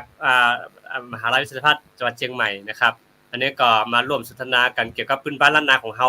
ให้มีความรู้เกี่ยวกับพื้นบ้านล้านนาของเฮาที่ผ่านประสบการณ์ชีวิตพ่องผ่านการสายการบินต่างๆนานาพ่องก็เฮาก็มาแบ่งปันกันโดยเฉพาะท่านดรเกียรติก็ไปเมืองยองบ่อยนะเป็นหน่ายบริวิทย์น่าจะเป็นตัวเป็นหน่ายในก้านเนาะนั่นก็เมื่อก่อนนั่นน่ะ เคยพูดจักกันอยู่ครับ ครับ ก็พัน ครับ บุรวิทย์ครับสวัสดีครับผม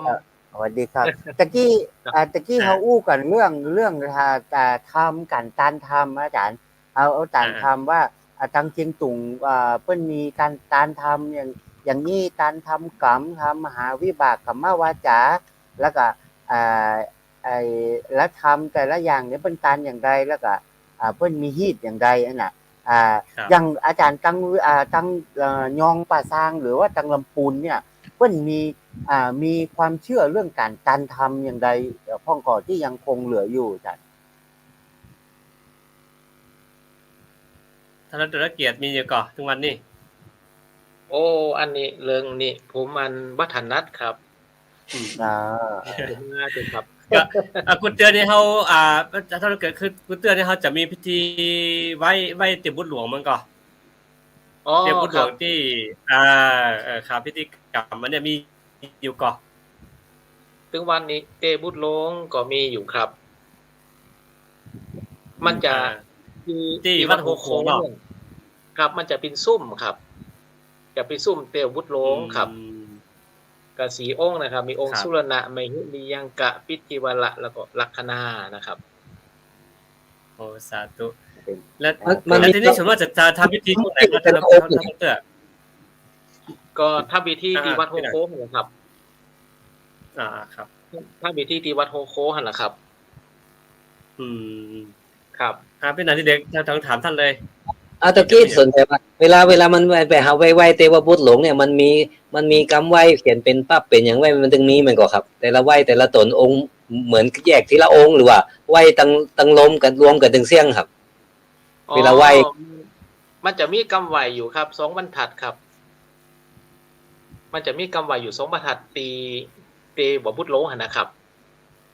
ครับ มันก็มีคล้ายๆว่าสุรณะมียิงครับปิธิวละลัคนาเทวตาปูจาเตมิทำนองนี่แหละครับ ไหว้รวมเนาะไม่ได้ไหว้แต่ละตนแต่ละองค์ ไหวเปาะกันหมดครับ เพราะว่า สี่ต้นเนี่ย มันเป็นสิ่งเตียนคุณยองเนี่ยได้นำจิตโหใจลูกเมืองยองมาครับ แต่ว่าถ้าท่านผู้ใดอยากจะไปไหวเป็นองค์ลอยก็ไปที่วัดลำจ้างค่ะนะครับครับไปที่วัดลำจ้างครับ สักกำแป้งเนาะ เพราะว่าอันยังก็ครับ ลำจัดสักกำแป้งเนาะ ใจครับอันติมประตูป่านี่ครับผม อ๋อจำมาได้ ประตูป่าครับประตูป่าบรรเฮาเนี่ยนะครับ ผมครับครับขนาดเฮาเป็นคุณยองแต่อันกำไว้แต่บุญหลวงฮะถึงจำได้ถึงว่าสมมา อาจารย์คำไหว้เทวบุตรหลวงเนี่ยผม กะหันมีอยู่สองประเภทนะบางที่เนี่ยกับอ่ามันจะไหว้พระธาตุก่อนเนาะมันจะไหว้พระธาตุจอมยองก่อนที่ไปเมืองยองนะที่ว่าจัตตาริเกสาปาทะปาทะตาลัทธะทาตุโยอหังวันทามิสักกะระสักการานุภาเวนะชินะทาตุโยนาราตุปภาวันทามิจัตตาโลเกสาทาตุโยวระเตวิหิสะตะเตสังนามามิหังอหังวันทามิสัปปตาแล้วก็ไปกำไหว้เทวบุตรหลวงที่ผมหันแล้วก็ที่เขียนที่เขียนที่บนพระธาตุนั่นก็แห่งแบบหนึ่งเหมือนกันแต่อันนี้มันมัวไผเขียนนะแต่ว่าสุรณะมหิยังคะพิธีวะลักขณะเทวตานิปูชาสักการะกะโรมิมังอันตรายาวินาสนังเนี่ยว่าอันนี้เนี่ยว่าสั้นๆอย่างเงี้ยที่อาจารย์ว่าตะเกียแล้วมันจะมีบทหนึ่งที่เหมือนอันนั้นเขาจะเขียนมาใหม่หรือยังไงหัวแล้วผมบ่ได้เขียนไว้บ่ได้เขียนไว้นะครับ ครับ ก็ มัน ถือว่า อันนี้คือสมัยอันตีอันท่านมหาบุตรธรรมยังอยู่เนาะอาจจะเป็นส่วนย่อก็ได้นะครับ แต่ว่าถ้าพระธาตุจอมย่องเนี่ยเปิ้นอาจจะมีอันกำไหวประธานเปาะอยู่หันก่อนเนาะแล้วก็มาลง กำไหวประธานนั่น กำบูชาเทวะอันเทวพุทธโลงกำรูนนะครับ ครับนั่นแหละก็ว่าเนี่ยสุรณะมหิยังคะพิธีวะลักขณะเทวตานิปูชาสักการะตโลมิมังอันตรายาวินาศนังเนี่ยมันได้อย่างนี้เพราะว่าตอนนี้ท่านดร.เกียรติหลังจากบทบาททางการเป็นผู้บริหารไปแล้วตอนนี้ทำกิจกรรมอย่างพ่องครับตอนนี้ก็ศึกษาประวัติศาสตร์เนาะเพราะว่าผมก็บ่ได้ศึกษามาก่อนกำลังมาศึกษาได้บ่มื้อเนี่ยครับทีนี้เขาอนุญาตปิดไปตีกับพุทธหลงพระกามเนาะคือความสำคัญของเทพพุทธหลงเนี่ยมันก็ใจอยู่ที่โตเทพพุทธหลงนะครับแต่มันเป็นนันคติประจำใจของคุณยองนะครับสุรณะเนี่ยใจแตนความเข้มแข็งความเด็ดเดี่ยวความกระหายของคุณยองครับมันคล้ายๆว่าเป็นคติประจำใจเนี่ยแต่สุรณะนี่แตนความกระหายเด็ดเดี่ยวเนาะคุณยองไปอยู่ไหนนี่ต้องมีความเข้มแข็งนะครับกระหายเด็ดเดี่ยวส่วนอันพิธีมหินิยังกะนี่ก็ใจแตนความหักไข่สามัคคีปองดองกันคุณยองเนี่ยอพยพไปอยู่ไหนก็ขอคือมีความหักกันแข่งกันนี่นะแล้วก็พิธีวระเนี่ยใจแตนนั้นคำว่าใครๆก็ว่าไปอยู่ไหนคือมันที่มันมืออีนะมันชอบว่าหากินนี่นะครับแล้วก็คือมีความขยันหมั่นเพียรนะครับส่วนองค์สุดท้ายเนี่ยลักษณะนี่ก็แต่ในเรื่องของคือมีร่างกายจิตใจที่ผ่องแผ้วอีนะเกี่ยวกับในเรื่องของสุขภาพนะครับที่สมบูรณ์แข็งแรงทำนองนี้พอดีท่านมหาบุญธรรมในแต่ก่อนผมไปป้าเปิ้นหมันเปิ้นบอกผมก็โจทย์ไว้นะครับผมก็เลยว่ามันเป็นคติประจำใจของคุณยองเขาเนาะเทพพุทธหลงสีองค์นะครับครับอาจารย์บุญธรรมอยู่ตั้งใดเนาะนี่ท่านมหาบุญธรรมเนี่ยเปิ้นปีงานอดีตเจ้าอาวาสวัดโฮโคเราเปิ้นมรณภาพไปแล้วครับอ๋อครับโคเตียนนาวทัศน์นี่เนาะครับเนาะครับพี่นานได้เลี้ยงมีหยังจะเสริมบ่ครับบ่มีครับกำลังฟังแต่คนที่ตอนก่อนหน้านี่ผมก็กำลังฮิปเรื่องกำไว้กำหยังนะผมก็เก็บไว้อยู่นะในถ้าเกิดอู้ถึงเมืองยองถ้าพระธาตุเมืองยองนี่จำได้มีกำไว้พระธาตุมันคือพระธาตุจอมยองนะพระธาตุอรหันตามันมีกำไว้ลำอย่างมีกำไว้ไม่สลีมาเดียวผมไม่แน่ใจว่าตีต้นก็มีเขียนบ่ก็ครับไม่สลีคำไว้ด้วยนะผมป้าในปั๊บสาที่ต้นมีอยู่ครับซึ่งพี่นาบริวิทย์นี่ก็ปลาไปออนทัวร์หลายครั้งหลายคราซึ่งก็กำไว้ไม้สลีกำไว้ไม้สลีเนี่ยนี่บทที่ผมจะว่าที่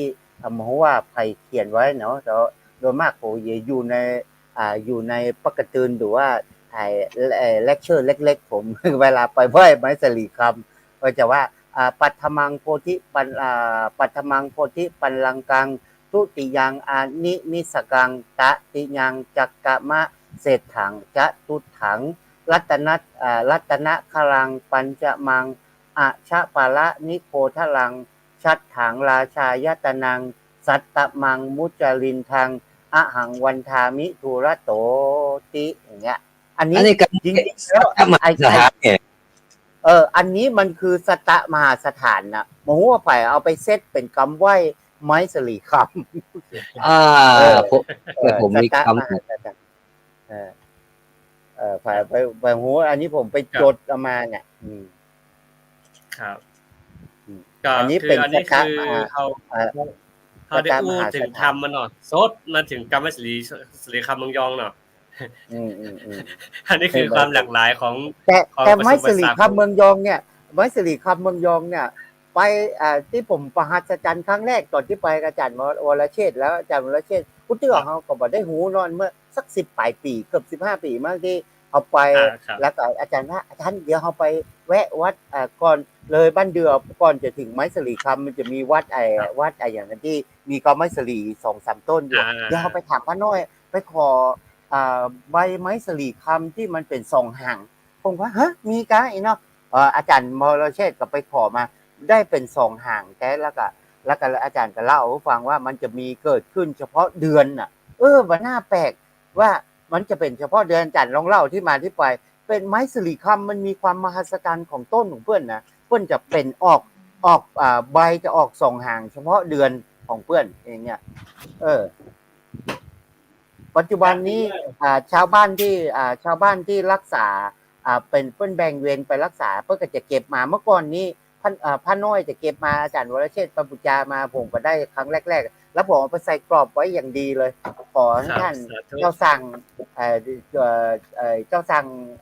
อะไรนะวัดสวนดอกเขียนคาถาแวดนั่นนะอันนั้นเป็นใบแรกที่ผมได้ ก็ถ้าเสียงของเนาะถ้าเสียงของที่จะนั่นก็คือมันเป็นไม้สลีคำที่2 หาง3 หางก็มีอาจารย์ติ๊บก็น่าจะหันอยู่เนาะที่ท่านไปนะคือมันต้องไปถามคนเฉพาะตอนนั้นเพราะว่ามันจะมีกิ่งเดียวที่มันออกแล้วก็จะออกเฉพาะเดือน8เป็งนั่นแหละเดือน8เป็งตังยองนะก็จะเป็น9เป็งตังเฮาตังเฮาก็ทีนี้คือถ้าไปแล้วปุ๊บเดี๋ยวนี้เปลี่ยนระบบแล้วเนอะไปนานอาจารย์ติ๊บอาจารย์ท่านดร.เกียรติเปลี่ยนแล้วเมื่อก่อนนี้เฮาไปปูจ้า10 บาท30 บาทได้เนี่ยเดี๋ยวนี้มันได้ครับใบละ10,000 จาดนะ10,000 จาดก็เป็นใบละ100นะคือต้องเข้าใจว่าโยมที่ดูแลอุปถากอุปถัมภ์แล้วก็ทำความสะอาดนั่นก็คือนานๆจะมีเตือนเนาะถ้าสมมุติว่าเฮามาก็เอาข้อสงเคราะห์ไปก็ได้อยู่แต่ว่าทีนี้อย่างไม้สลีคำก็ดีอย่างก็ดีเนี่ยคือคนก็ศรัทธากันก็ไปกอเนาะอาจารย์เนาะอาจารย์ต้องอาจารย์นี่เฮาไปหาว่าไม่กอ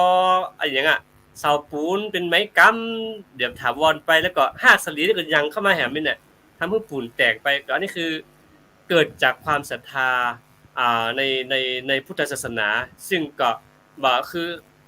พี่น้องจะย้อนสามารถที่จะเดินทางไปอินเดียได้สะดวกได้ก็ตรงนี้เป็นที่ปึ้งสาธารณะที่ยึดเหนี่ยวที่ใจของท่านทีนี้เฮามาพี่หนามกุลวิทย์จากดร.เกียรติคืออาจารย์ดร.ติ๊บถือวัฒนธรรมบ้านเฮาวัฒนธรรมยองก็ดีพี่น้องตังอาจารย์ดร.ติ๊บเขาก็ดีเนี่ยครับเนาะและตังเฮาก็ดีแต่ซึ่งที่จริงแล้วมันเลื่อนไหลหากันเนาะก็อย่างเช่นว่าอย่างศาลากาลิวิจสูตรเนี่ยมันทำเหล่านี้มันก็จะแยกประเภทไปเนาะอย่างศาลากาลิศาลากาลิก็ดีโลกวุฒิก็ดีเนี่ยส่วนมากเนี่ยเฮาก็จะใจเตดในงานที่เป็นมงคลเนาะเป็นอันดิเรกอาจารย์ดร.ติ๊บนั่นคือเนี่ยคือพอแล้วก็ใจสักกะหะเนาะใจสักกะหะนี่เคยได้ยินอาจารย์ท่านดร.เกียรติเนาะอันนี้ก็คือเฮาจะสามารถจะไปใช้ในงานพิธีที่เป็นมงคลมากกว่าครับเพราะฉะนั้นก็ขอเมตตาทุกท่านเสริมความรู้แล้วกันครับอาจารย์เด็กเปิดเสียงครับเปิดเสียงใจยะสังเวลาตั้งห้ามงานศพเนี่ยบางทีเนี่ยที่ชัดเจนก็คือเวลาใจยะถ้ามีศพแล้วเนี่ยเวลาคือมาสังฆะบ้านเนี่ยเขาจะเอาใจยะสังฆะมาเตะนะครับ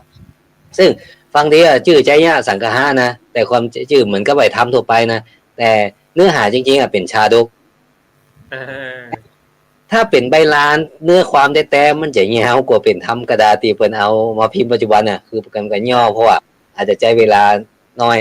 แต่ใจยะสังฆะเนี่ยสมัยผมเป็นน้องอ่อนน้อยน่ะเ เวลาเขามาทรงเคราะห์ทรงน้ำปู่จานมานะผมจำกำได้เพราะทุกปีมันจะว่าผมเกาเล่นกูก็เป็นน้ำกูกลางกูก็เป็นน้ำแม่ใหญ่นะครับคือคาถาของใจยสังฆาเนี่ยเขาเอาไปใจไปไล่ไปคูไปอะไรอย่างครับเกี่ยวกับผีเกี่ยวกับไล่เคาะเนี่ยมาเนี่ยข้านี่เป็นครูบาอาจารย์นะเอาคาถานี่มาเสกให้หายครับ มันก็ใจครับเป็นแต่ว่าเนื้อความเป็นชาดกแต่คำทีบ้านเฮาเนี่ยเวลาเนี่ยบางทีชื่อชาดกแต่ไม่ได้บอกชาดกแต่บางอย่างโลกวุฒิชาดกไอ้ก็เทระมาลัยชาดกซึ่งบางทีชื่อเป็นชาดกแต่บ่แม่นชาดกแต่ใจยสังฆาเนี่ยเป็นชาดกแต่บนิยมเห็นว่าชาดกเขาบอกว่าใจยสังฆะมันได้แต่ความจริงเนื้อหาเป็นชาดกก็คือการบำเพ็ญบารมีสมัยที่เกิดผู้ทศสัตว์เกิดเป็นหมอยาครับแล้วมารักษาคนไข้มันจะเป็นคล้ายๆอย่างเรื่องมโหสถกับพี่นานเนาะจริงๆมโหสถก็คือแกเป็นหมอยาเนาะแต่นี่ขอขั้นนิดนึงก็ท่านดร.เกียรติคือถ้าต้องการข้อมูลนะข้อมูลตั้งเอกสารตั้งนี่ก็ขอติดต่อพี่นานที่เด็กได้เพราะว่าอันนี้อยู่คลังเอกสารเนาะอันนี้แนะนำไว้นะอาจารย์ปริวิทย์อาจารย์ดุติกก็เหมือนกันเพราะอาจารย์ดุติกก็คลังข้อมูลล้วนแต่คลังข้อมูลกว่านั้นถ้าต้องการข้อมูลก็ต้องประสานครับเราติดต่อไว้เนาะทีนี้เราไปนานปริวิทย์มีอย่างเสริมกว่าครับของทางบ้านผมเนี่ยสระกะลีปารมีสระกะลีอุณสาวิจัยจญาสังฆะพวกนี้น่ะจะเป็นธรรมที่เตศสืบชะตาถ้าบอกว่าข้าพุทธเจ้าทำด้วยอย่างเงี้ยจะทำได้เนี่ยเพราะว่าอย่างจญาสังฆะอย่างที่ดร.ดิเลกว่าเนี่ยมันจะมีกรรมซึ่งเป็นบทคาถาอมเป็จลำแผ่นดินนำไหวว่าสายตาพิฆาตกับมีรักคนดีตัวนี่อมอะไรเนี่ยมันจะมีว่าถึงดาบสลีกันใจอย่างตัวอมสหะเช็คอย่างเงี้ยนะไอคนทุลุงที่เต้นเนี่ยนะถ้ามาถึงบทนี้ทุลุงที่สุดเลยเช็คนี่เนี่ยมันม่วนศรัทธาใจที่สืบชะตามันมีความมั่นใจนะว่ามันถูกไล่สิ่งเสนียดจันไรไปแล้วเนี่ยอยู่ในใจเนี้ยสังฆะแต่ส่วนอุตสาวิจัยน่าจะเป็นมันจะเป็นบทเล่าก่อนเล่าเป็นชาดกก่อนแล้วก็ใบจะไปเล่าจะไปบทถึงบทคาถาอุณหสาวิจัยโยอะไรเงี้ยอันนี้มันก็จะว่าเหมือนบทสวดอุณหสาวิจัยโยตามโลแกนุตาโลสมาถึงตอนนี้นะตอนผมได้เต้นอุณหสาวิจัยนั้นรู้ว่าเต็มที่เพราะว่าเอาท่องบทอุณหสาวิจัยมาแล้วเนาะกันเดียวกันมาถึงก็เอวังก็พระพรหมสมเลสเดชเนี่ยจบเลยถ้าได้อุตสาหวิจัยแล้วนี่ก็จบละอย่างเงี้ยแต่เนี้ยสังฆะถ้าได้ถึงบทโอมสหะเทคแล้วเนี่ยนะถ้ามันเวลาปะปอนะตัดตอนก็บังคมสมเลสเดชนี่มันแล้วใจละอันนี้นี่การเต้ทำม้าย่ำไฟในการสวดสืบชะตาทางคนทางเหนือเฮาเนี่ยสระกะลี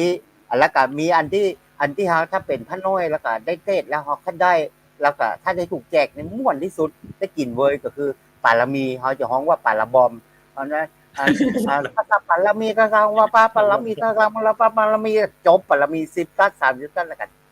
ก็บังคมสมเลสเสด็จเนี่ยกินเวยขนาดนะปารมีนะฮ้องปาราบอมครับแล้วเตะพร้อมกันก่อนหรือว่าเตะที่ละกันแล้วถ้าพวกที่ขึ้นสวดสืบชะตานิเทศพร้อมกันม้าย่ำไฟให้จบก่อนวังก็บังคับสมเลสโดยธรรมเนียมเขาจะรู้แบบถ้าเตะทุกองค์เนี่ยธรรมเนียมเนี่ยมันจะต้องตบตั้งปลายไล่มาคนตั้งปลายนะห้ามเตะยาวแล้วก็ไล่มาสุดท้าย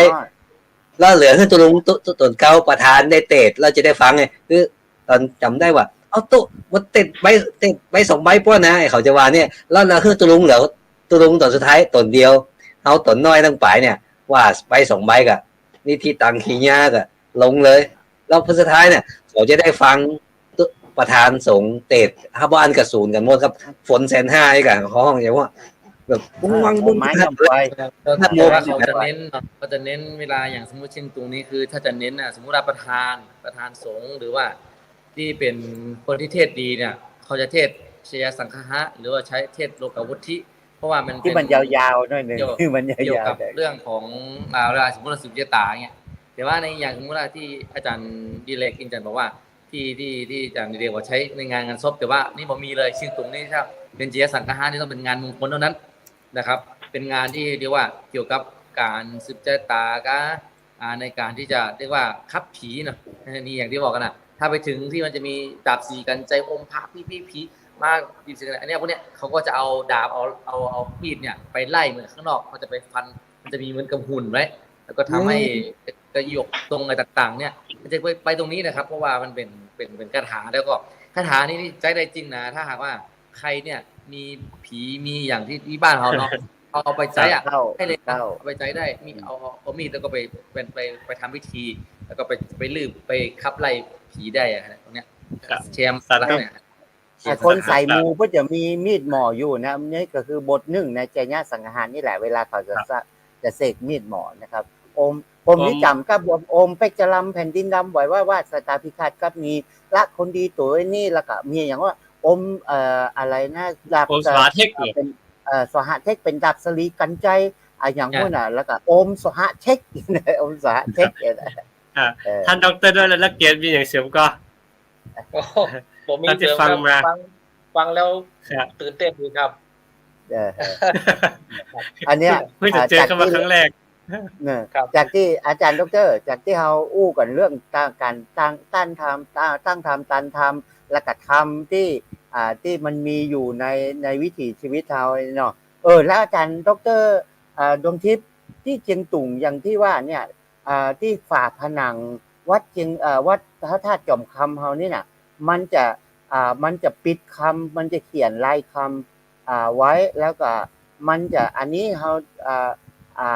ตั้งถ้าเข้าไปขวามือมันจะเป็นพระเจ้าสิบจาดเตสะสุเนมะปูจนาวิเวแล้วก็แถมฝั่งหนึ่งก็จะเป็นเนี่ยทำจาดก4เรื่อง5เรื่องแล้วก็มีลายมีการเขียนลายแล้วก็ตั้งฝาผนังที่ตั้งประตูเข้าน่ะอันนั้นจะมีรูปสัตว์อยู่16ชนิดอันเนี้ยเรื่องที่ว่าโสรสะชาติพระพุทธเจ้าเกิดเป็นสัตว์อยู่16ชนิดใน500จัดเนี่ยผมกำลังจะรวบรวมอันนี้อยู่เพราะว่าที่เชียงตุงมี16เกิดเป็นสัตว์16ชนิดรวมแล้วเกิดแต่ละชนิดเกิด5ครั้งบ้อง7ครั้งพ่องรวมแล้ว138ครั้งเนี่ยนะปรากฏว่าผมไปมาหารทางภาคกลางหรือว่าชาดกทางภาคกลางมันมีเกิดเป็นเหี้ยตัวซึ่งในเชียงตุงไม่มีชาติเป็นเหี้ยมันจะมี16ชาติเนาะมีแต่เนี่ยอันนี้เราน่าจะต้องได้มาคุยกันครั้งอาจารย์ดิเรกไปค้นทำนี้เจอไหมเห็นว่าพ่อครูธาตุคำบอกว่ามีปั๊บที่ค้นเจอก็คือที่แม่วางก็น่าจะได้รับอิทธิพลมาจากพวกเขินที่มาจากทางเชียงตุงหรือว่ายองเนี่ยที่ทางแม่วางพ่อครูธาตุคำบอกว่าไปเจอพระเจ้า16ชาติหรือโสรสาชาติและโสรสาชาตินะมีคาถาเขียนเป็นเสื้อยันด้วยนะเขียนเป็นเสื้อยันผมก็เลยบอกว่ามันมียันโสรสาชาติเนี่ยมันมียันด้วยครับซึ่งมันอู้ถึงตัวเลขกับมันกระแทนจำนวนชาติของแต่แบบว่าจำนวนสัตว์แต่ละชาติที่ว่าเป็นนกเขียนกี่ชาติเป็นกวางกี่ชาติอย่างเนี้ยครับมีช้างกี่ชาติเป็นหมูกี่ชาติเป็นกาลปิดกี่ชาติเนี่ยนะมีกาลปิดด้วยนะยันจัดตลอดเลยประมาณเนี้ยครับถ้าท่านนครปรังฤทธิ์ปัญญาวชิโรของเฮาท่านตุลุงนครเฮาเนี่ยเปิ้นเคยเขียนบทความหรือเขียนหนังสือนะครับอันนี้เพราะว่าผมจำได้ว่าผมเคยถ่ายรูปของจากวัดจอมคำมาเพราะว่ามันจะระบุชัดเจนว่าพระเจ้าเกิดเป็นอย่างกี่ชาติครับเป็นตุงโสรสายาเนี่ยตุงเป็นตุงที่อาจารย์นครได้ทำมันเป็นตุงพุทธชาติตุง16ชาติรอดนั่นนะตุงชาติรอดอาจารย์นครเคยทำเป็นหนังสือเกี่ยวกับตุงเนาะครับตุงเขาเรียกว่าโสรสวานครับแปลว่าการเกิดอยู่16ชาติ16ชนิดและผมว่าจะถามอาจารย์ดรว่าลายคำที่วัดจอมคำนั้นน่ะปิดซ่อมครั้งซ่อมแซมลายคำครั้งสุดท้ายเหมือนหรือยังก็เมื่อสมัยหลวงพ่อครูบาจอมครูบายี่นวลหรือเปล่าหรือว่าอย่างไรครับไม่แน่ใจว่าตรงนี้เท่าที่สอบถามคนเฒ่าคนแก่นี่ก็ไม่มีใครรู้เลยซึ่งว่าคิดว่ามันน่าจะ30 ปีต่ำๆไว้ไม่เคยซ่อมแซมมาเกือบประมาณนั้นแล้วนะฮะถือว่าทนมากแล้วก็รักษาไว้ได้ดีพอสมควรเลยลายคำที่เป็นถ้าจำคำนี่นะฮะ แล้วก็มันก็สวยงามคือไม่ค่อยเห็นที่ไหนไอ้เชียงตุงเนี่ยผาผนังที่มันเป็นลายคำแล้วก็มีความสวยงามคือว่าเป็นช่าง10 หมู่ช่าง5 หมู่เนาะของเชียงตุงก็ถือว่าวัดจอมคำแล้วก็วัดหัวควงแล้วก็วัดพระแก้วเนี่ยถือว่าสมบูรณ์นะว่า3 วัดเนี่ยนอกนั้นไม่ค่อย อาจารย์แล้วที่วัดอินล่ะ วัดอินนี่มันเป็นลายใหม่หรือเปล่าลายคำวัดอินอ่ะ ไม่แน่ใจว่า หมายถึงลายคำฝาผนังนะลายคำฝาผนัง แต่ เป็นไม้ที่เขา ถ้าคือเดานะครับว่าจอมคำเนี่ยมันมีการบูรณะใหญ่อยู่สองครั้งก็คือสมัยเจ้าก้อนแก้วก่อนหน้านั้นนะมันมีร่องรอยของการบูรณะแล้วมันมีตรงคอ2ทางบนทางในนะครับมันจะมีประวัติอยู่ แล้วแอมอันคือตอนปอกธาตุอะครับพอกจากจิกันได้คือเมื่อก่อนเป็นเจดีย์พอกเนี่ยครับน่าจะรุ่นนั้นน่าจะตานพร้อมกันครับ ก็คือถ้าเอามาดูในประวัติในการติดทองเนาะติดทองคำคือตอนนี้มันทำมาแล้ว5 ครั้งไงคือสมัยที่1,500เนี่ยสมัยเจ้าฟ้าองค์สุดท้ายคือเจ้าฟ้าใจหลวงอันนั้นคือมีการเรียกว่าเป็นสมโพธิพระธาตุเจดีย์ใหญ่แล้วก็อาจจะมีการตรงนั้นอาจจะมีการเรียกว่าติดทองเนาะติดทองเพิ่มเติมก็ได้แต่ว่าเท่าที่มันไม่มีคนเขียนไว้ไงเรามาแล้วก็ข้อมูลเราไม่มีตรงนี้นะครับเพราะมันมีตรงนี้ที่เราเห็นก็คือเห็นที่พระเจดีย์ที่มีจารึกและจารีตไว้นะว่าปี 2500 เนี่ยเจ้าฟ้าใจหลวงเนี่ยบูรณะแล้วก็ตั้งแต่นั้นมาก็จะเป็นเรียกว่าผู้บัญชาการทหารนะที่มาจากอย่างสมมติอย่างเช่นปัจจุบันอย่างล่าสุดก็คือมินองไทยนี่เองครับผู้รักษาการนี่คือมาบูรณะนะครับมาปิดทองพระเจดีย์วัดพระธาตุหลวงจอมคำนะครับซึ่งก็ตรงนี้ก็มันก็นั่นเหมือนกันนะคือตอนนี้ก็มีแปลนที่จะบูรณะปิดทองอีกครั้งหนึ่งเหมือนกันของโดยนำโดยพลเอกอาวุโสนั่นแหละฮะนะครับแต่ผมเคยไปหันพระธาตุจอมยองยังสมัยที่ยังเป็นสีขาวอยู่นะครับก่อนจะมาเป็นเจดีย์คำตอนนี้ครับน่าจะ4243ครับผมไปเชียงตุงตอนนั้นยังยอดขาวคือตอนนั้นนี่ยังได้บูรณะภพทองนะกะคือสมัยอาจารย์ขุนคำเนาะอาจารย์ขุนคำสมัยยุคปี3435เนี่ยนั่นคือตอนนั้นยังปล่อยล้างอยู่เลยนะถ้าครับคืออย่างที่เคยเขียนบทความไปในเพจนะก็คือถ้าการภาษาเนี่ยจะปล่อยล้างเลยจะมีใครไปดูแลนะถ้าออกภาษานะแต่การภาษาเนี่ยจะปั่นตุ๊เจ้าไปจำภาษาเป็นวัดไปนะครับแต่ว่า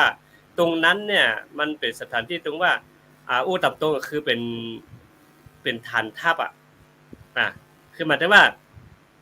ถ้าใครชิงได้ก่อนจะได้เปรียบหมายถึงใครขึ้นมาต้องขึ้นไปก่อนแล้วเขาจะอยู่ตรงนั้นเป็นฐานที่ยิงปืนใหญ่บ้านกอไข่ล้องงัวนี่นะโดนหมดนั่นนะมันจะยิงมาเรื่อยๆคือเมื่อก่อนตรงนั้นจะเป็นที่จะไม่มีใครดูแลเลยเพราะว่าเป็นสถานที่ที่มันเป็นป่าแล้วขึ้นยากลงยากตรงนั้นนะครับเพราะฉะนั้นเกิดจะปล่อยลูกล้างไว้อย่างเก่าแต่ทีนี้จะมีช่วงนึงก็คือจะมีการติดทองขึ้นมาครึ่งนึงไอ้ติดทองข้างบนมาแต่ข้างล่างยังไม่ได้ติดเนาะเพราะฉะนั้นไอ้บูทองตัวนี้คือก็จะเริ่มตั้งแต่ยุคอาจารย์ขุนคำเป็นต้นมานะครับวันนี้ครับขออภัยทุกท่านด้วยเวลาหมดจะเก็บเวลาแล้วเพราะฉะนั้นก็ขอเจริญพรดร.เกียรติสุดท้ายนิดนึงให้เขาคิดนิดนึงแล้วกันเนาะเจริญพรครับไว้ซ่าเข้ามาใหม่ครับก็ผมก็คิดว่าเรื่องศาสนาเนี่ยครับเรื่องผู้คนเนี่ยเป็นสิ่งที่มันเกาะเกี่ยวกันเนาะแล้วก็บางครั้งศาสนามันก็ไม่ได้อยู่ของโตเก่าเพียวๆเนาะมันตึงผสมผสานพราหมณ์พองกี้พองศาสนาพองเนี่ยมันก็เป็นลักษณะของศาสนาพุทธที่อยู่กับความเชื่อหลายๆอย่างใดจุนแฮนเต่าถึงวันนี้นะครับครับขอบคุณครับสาธุครับอันนี้โมจัดโรติปครับผมครับก็อย่างที่ว่าเนี่ยทุกอย่างมันก็มีที่มาที่ไปนะครับแล้วก็อยากให้เรานั้นใช้ทั้งเรื่องของความถูกต้องแล้วก็เชื่องของความประวัติศาสตร์แล้วก็เชื่องของความเชื่อเนี่ยผสมผสานกันให้มันลงตัวแล้วก็ให้มันเกิดประโยชน์มากที่สุดนะครับทั้งแก่คนปัจจุบันแล้วก็แก่คนรุ่นหลังด้วยนะครับคือเรียกว่าฮิตเก่าที่มันดีก็ไม่ควรที่จะทิ้งแล้วก็ฮิตใหม่ที่มันยังไม่มีก็อาจจะมาเพิ่มเติมได้สาธุครับเจริญพรอาจารย์ปริวิทย์ไว้สาครับโปรดติดตามตอนต่อไปเรื่องพระเจ้า16 จัดเดี๋ยวผมกำลังจะ ปาหมู่นักศึกษาแล้วก็หมู่อาจารย์พุทธศิลป์เขาไปศึกษาเรื่องลายคำที่วัดจอมคำอยู่ผมก็ว่าเดี๋ยวจะไปดูว่าเพื่อนซ่อมอะไรผมอันนี้เดี๋ยวเขาก็อู้กันครั้งหน้าคืออู้กันครั้งหน้าครับผมสาธุเจริญพรอาจารย์ดิเลกครับนมัสการด้วยสารครับ ก็ต้องบอกว่ารายการผู้ศึกษาซีแผ่นดินเนี่ยความจริงหมู่เฮานี่ก็ต้องบอกว่าอาจจะบ่ได้เป็นผู้เชี่ยวชาญนะครับ แต่คืออาศัยความรู้ประสบการณ์กับสิ่งได้รู้ได้หันสิ่งที่ท่านผู้ฟังได้ฟังนี่ก็คือก็ต้องใจเองก็จักรยานในการรับฟังนี่ครับพี่นะต้องใช้พิจารณญาณเพราะว่าหนึ่งหมู่ผมนี่ก็คือก็เป็นคนที่สนใจแล้วก็มีโอกาสได้มาอู้มาจากก็พยายามจะนำสิ่งที่หันกับสิ่งที่เข้าใจเอามาเล่าเพื่อให้เกิดการถกเถียงและแลกเปลี่ยนมันก็จะเป็นข้อไม่ใช่บอกว่าโอ้รายการนั้นมันโอ้ผิดปูไปเรื่อยเขาบอกว่านี่คือสิ่งที่หมู่เฮาได้พบได้หันได้คิดได้เข้าใจอย่างอีก็เอามานำมาแลกเปลี่ยนคือจะให้คนที่บ่เคยได้ยินก็จะได้ยินหรือว่าบางอย่างเฮาอู้นี่เฮาอาจจะช่วยไขคำตอบหรือว่าสืบทอดองค์ความรู้ว่าก่อนหน้านี้มันเป็นอย่างอีนะปัจจุบันเป็นอย่างอีต่อไปจะเป็นอย่างใดอันนี้เราต้องยอมรับว่าถ้ามีความเปลี่ยนแปลงเฮานี่พยายามจะพอหันว่าอดีตมันเป็นอย่างอีปัจจุบันเป็นอย่างอีอนาคตจะเป็นอย่างใดก็บ่ได้ชี้ถูกชี้ผิดเพียงแต่ทำความเข้าใจร่วมกันแชร์ประสบการณ์ร่วมกันครับขอบคุณครับตู้ก็ท้ายรายการแล้วครับอาจารย์ก่อนที่เขาต้องขอกราบเมตตาในธรรมอาจารย์ดวงทิพย์แล้วก็อาจารย์ภูริพิษอาจารย์ดิเลกแล้วก็รวมถึงดร.และดร.ละเกียรติด้วยที่เข้ามาร่วมรายการวันนี้นะครับแล้วก็ขอกล่าวขอบพระคุณทุกท่านทุกคนนะครับก็ขอให้ทุกท่านจงมีความสุขความเจริญในศีลธรรมกรรมฐานนะครับในสาธุขัดเจริญพรสาธุสาธุ